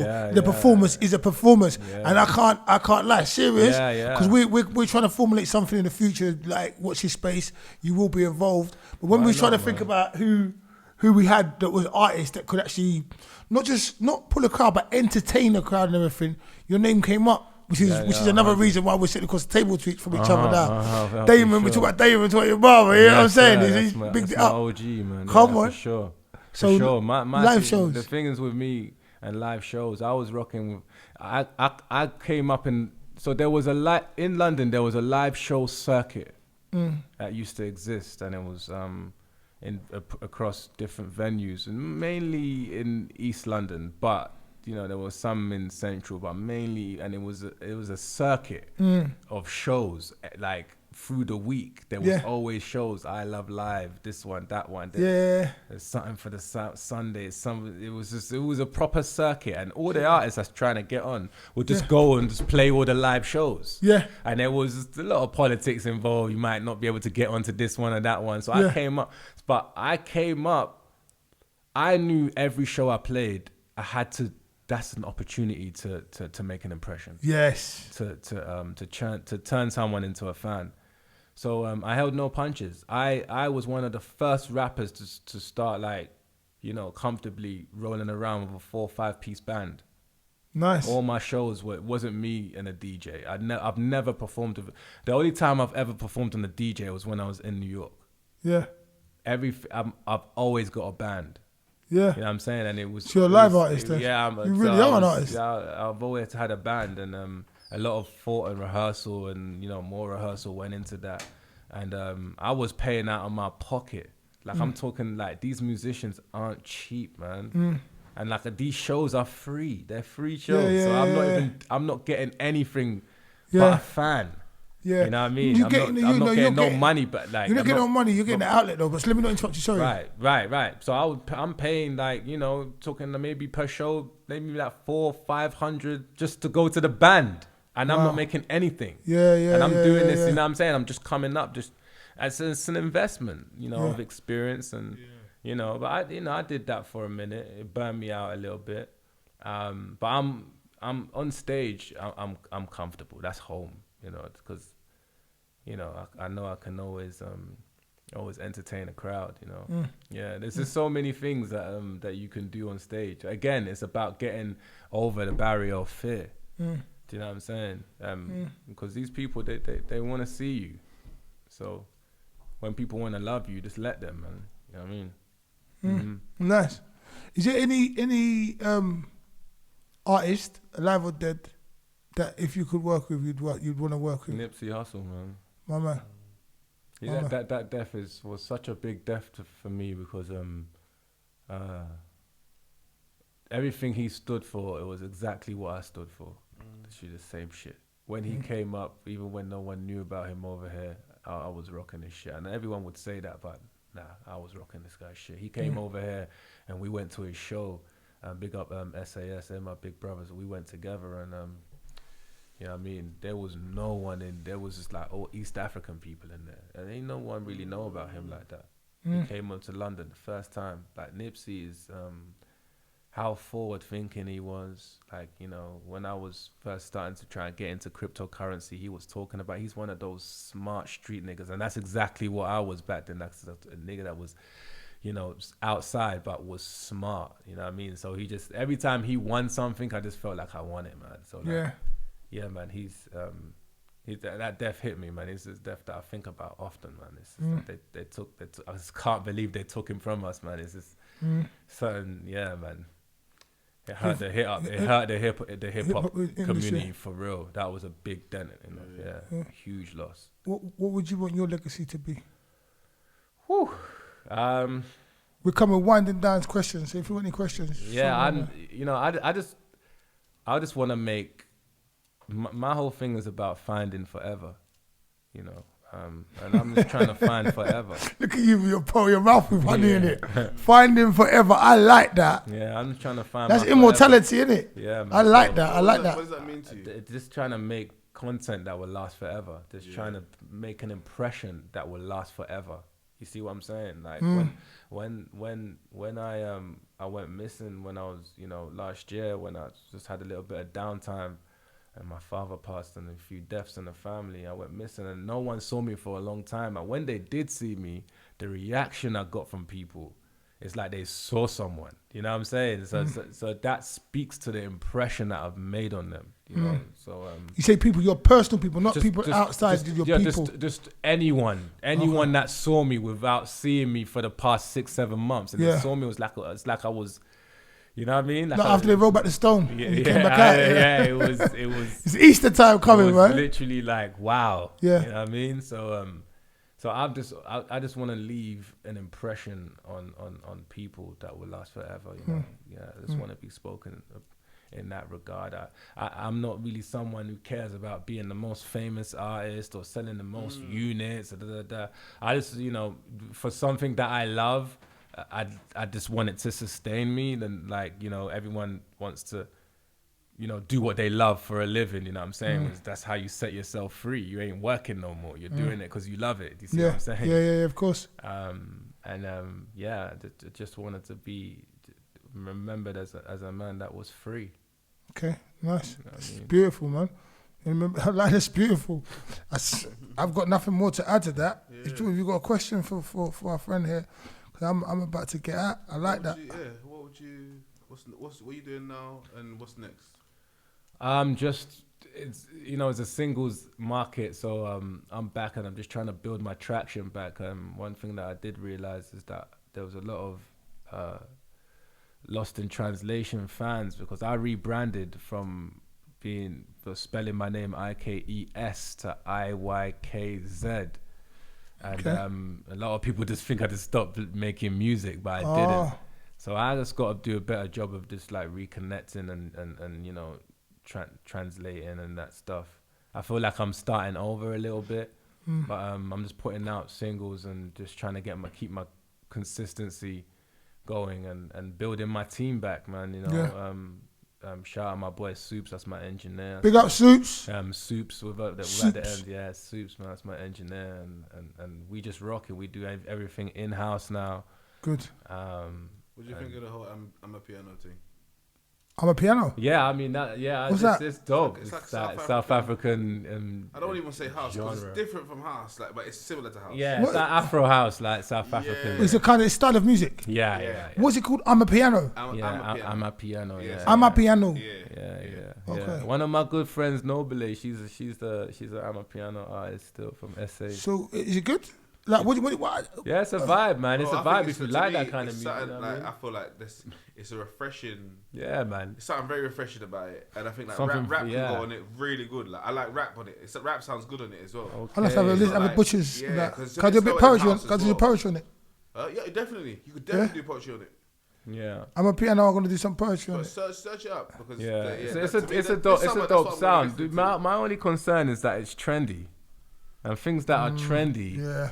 Don't last. But I'd love it to last. You know what I mean? Because I think it's. I feel like there's a technicality to that music being like one of the best musics in the world. It's dope. It's dope. It's something about the tempo as well. Spiritual, yeah. It's spiritual. It's taking it back to the roots. African music. That's what African music is. It doesn't really. But what about Amapiano? It doesn't really have like it's like you can fall asleep to it. You can fall asleep to it. You can rave to it. You can fall asleep to it. You can smoke to it. But you can feel. You can kind of get on any vibe with it. That's what I like. I know what it means. I've never heard it, so I don't know. But the fact that music started with us, or music started with African drums, and the fact that it's gone full circle. What do you not think? Because you don't know more than that about me. Like it's really come back. That's what I like about Amapiano. They got tunes where it's just like some African sounds. You know what's there? You're like, what I think is that people can't know people can't like what they don't know, and now because of the internet and Yeah. social media, Yeah. now the wider world, the Western world, you know, Yes, people in the UK, people in America, they're getting to know about these African sounds, you know, and so you have people like, you know, Wizkid, Davido, CK, they're paving the way. Burna Boy, they're paving the way for everyone else, because now they're like, damn, this sound, I love it. Are you telling me there's more? You see what I'm saying? You telling me there's 100 artists that make this kind of music? Yeah. Bro, it's popping, man. And, you know, so now is the time, man. This is the time to really, really, really push for it, because you won't get a better time than now, man. Yeah, man. We're still very, very young and early. Still. I'm ready to finish with this interview, because it's been such an insightful interview. You know, I wanted you to rap, but I wanted to give you some rap, but it's entirely up to you. I can't force it out of you, but is there anything you're going to leave us with? Yeah, can you leave us with a rap? And if I say yes, I'm going to wind down and let you rap us out. All right, go on now. Acapella. Cool. Yeah, so that was Live Talks with Fawole, the voice behind the camera, the wizard. We got Iykz with a Z at the end. If you got the I, what is it? The Iykz. Iykz. If you lost him, can't find him out there. We're going to put the socials up. I'm saying we're repping out. I appreciate you, bro, man. Anytime, thank you for coming, man. No, thanks for coming. Yeah.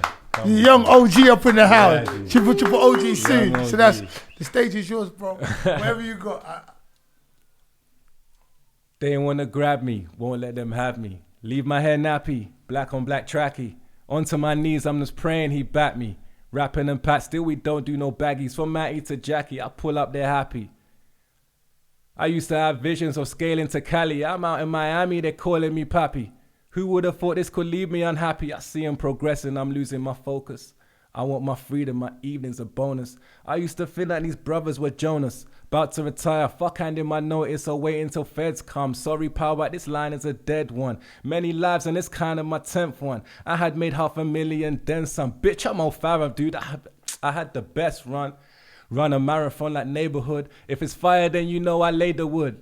Now they're all itching to say I'm good. Gather around, it's a special occasion. I'm leaving trapping for the entertainment. Man, it happens when you're trying to make shift. The devil wants you in them cages. Like the other night, had a taste I do not want another bite. The type of shit make you see in another light. They pull me over in Ealing like what to do. Now they're searching your whole world in front of you. I'm just praying my energy good though, man. I'm just saying I put on a good show. Jesus, my savior, he covered me. Man, these officers weren't looking properly. Hey! Yeah. Come on, free, give me free. Yeah.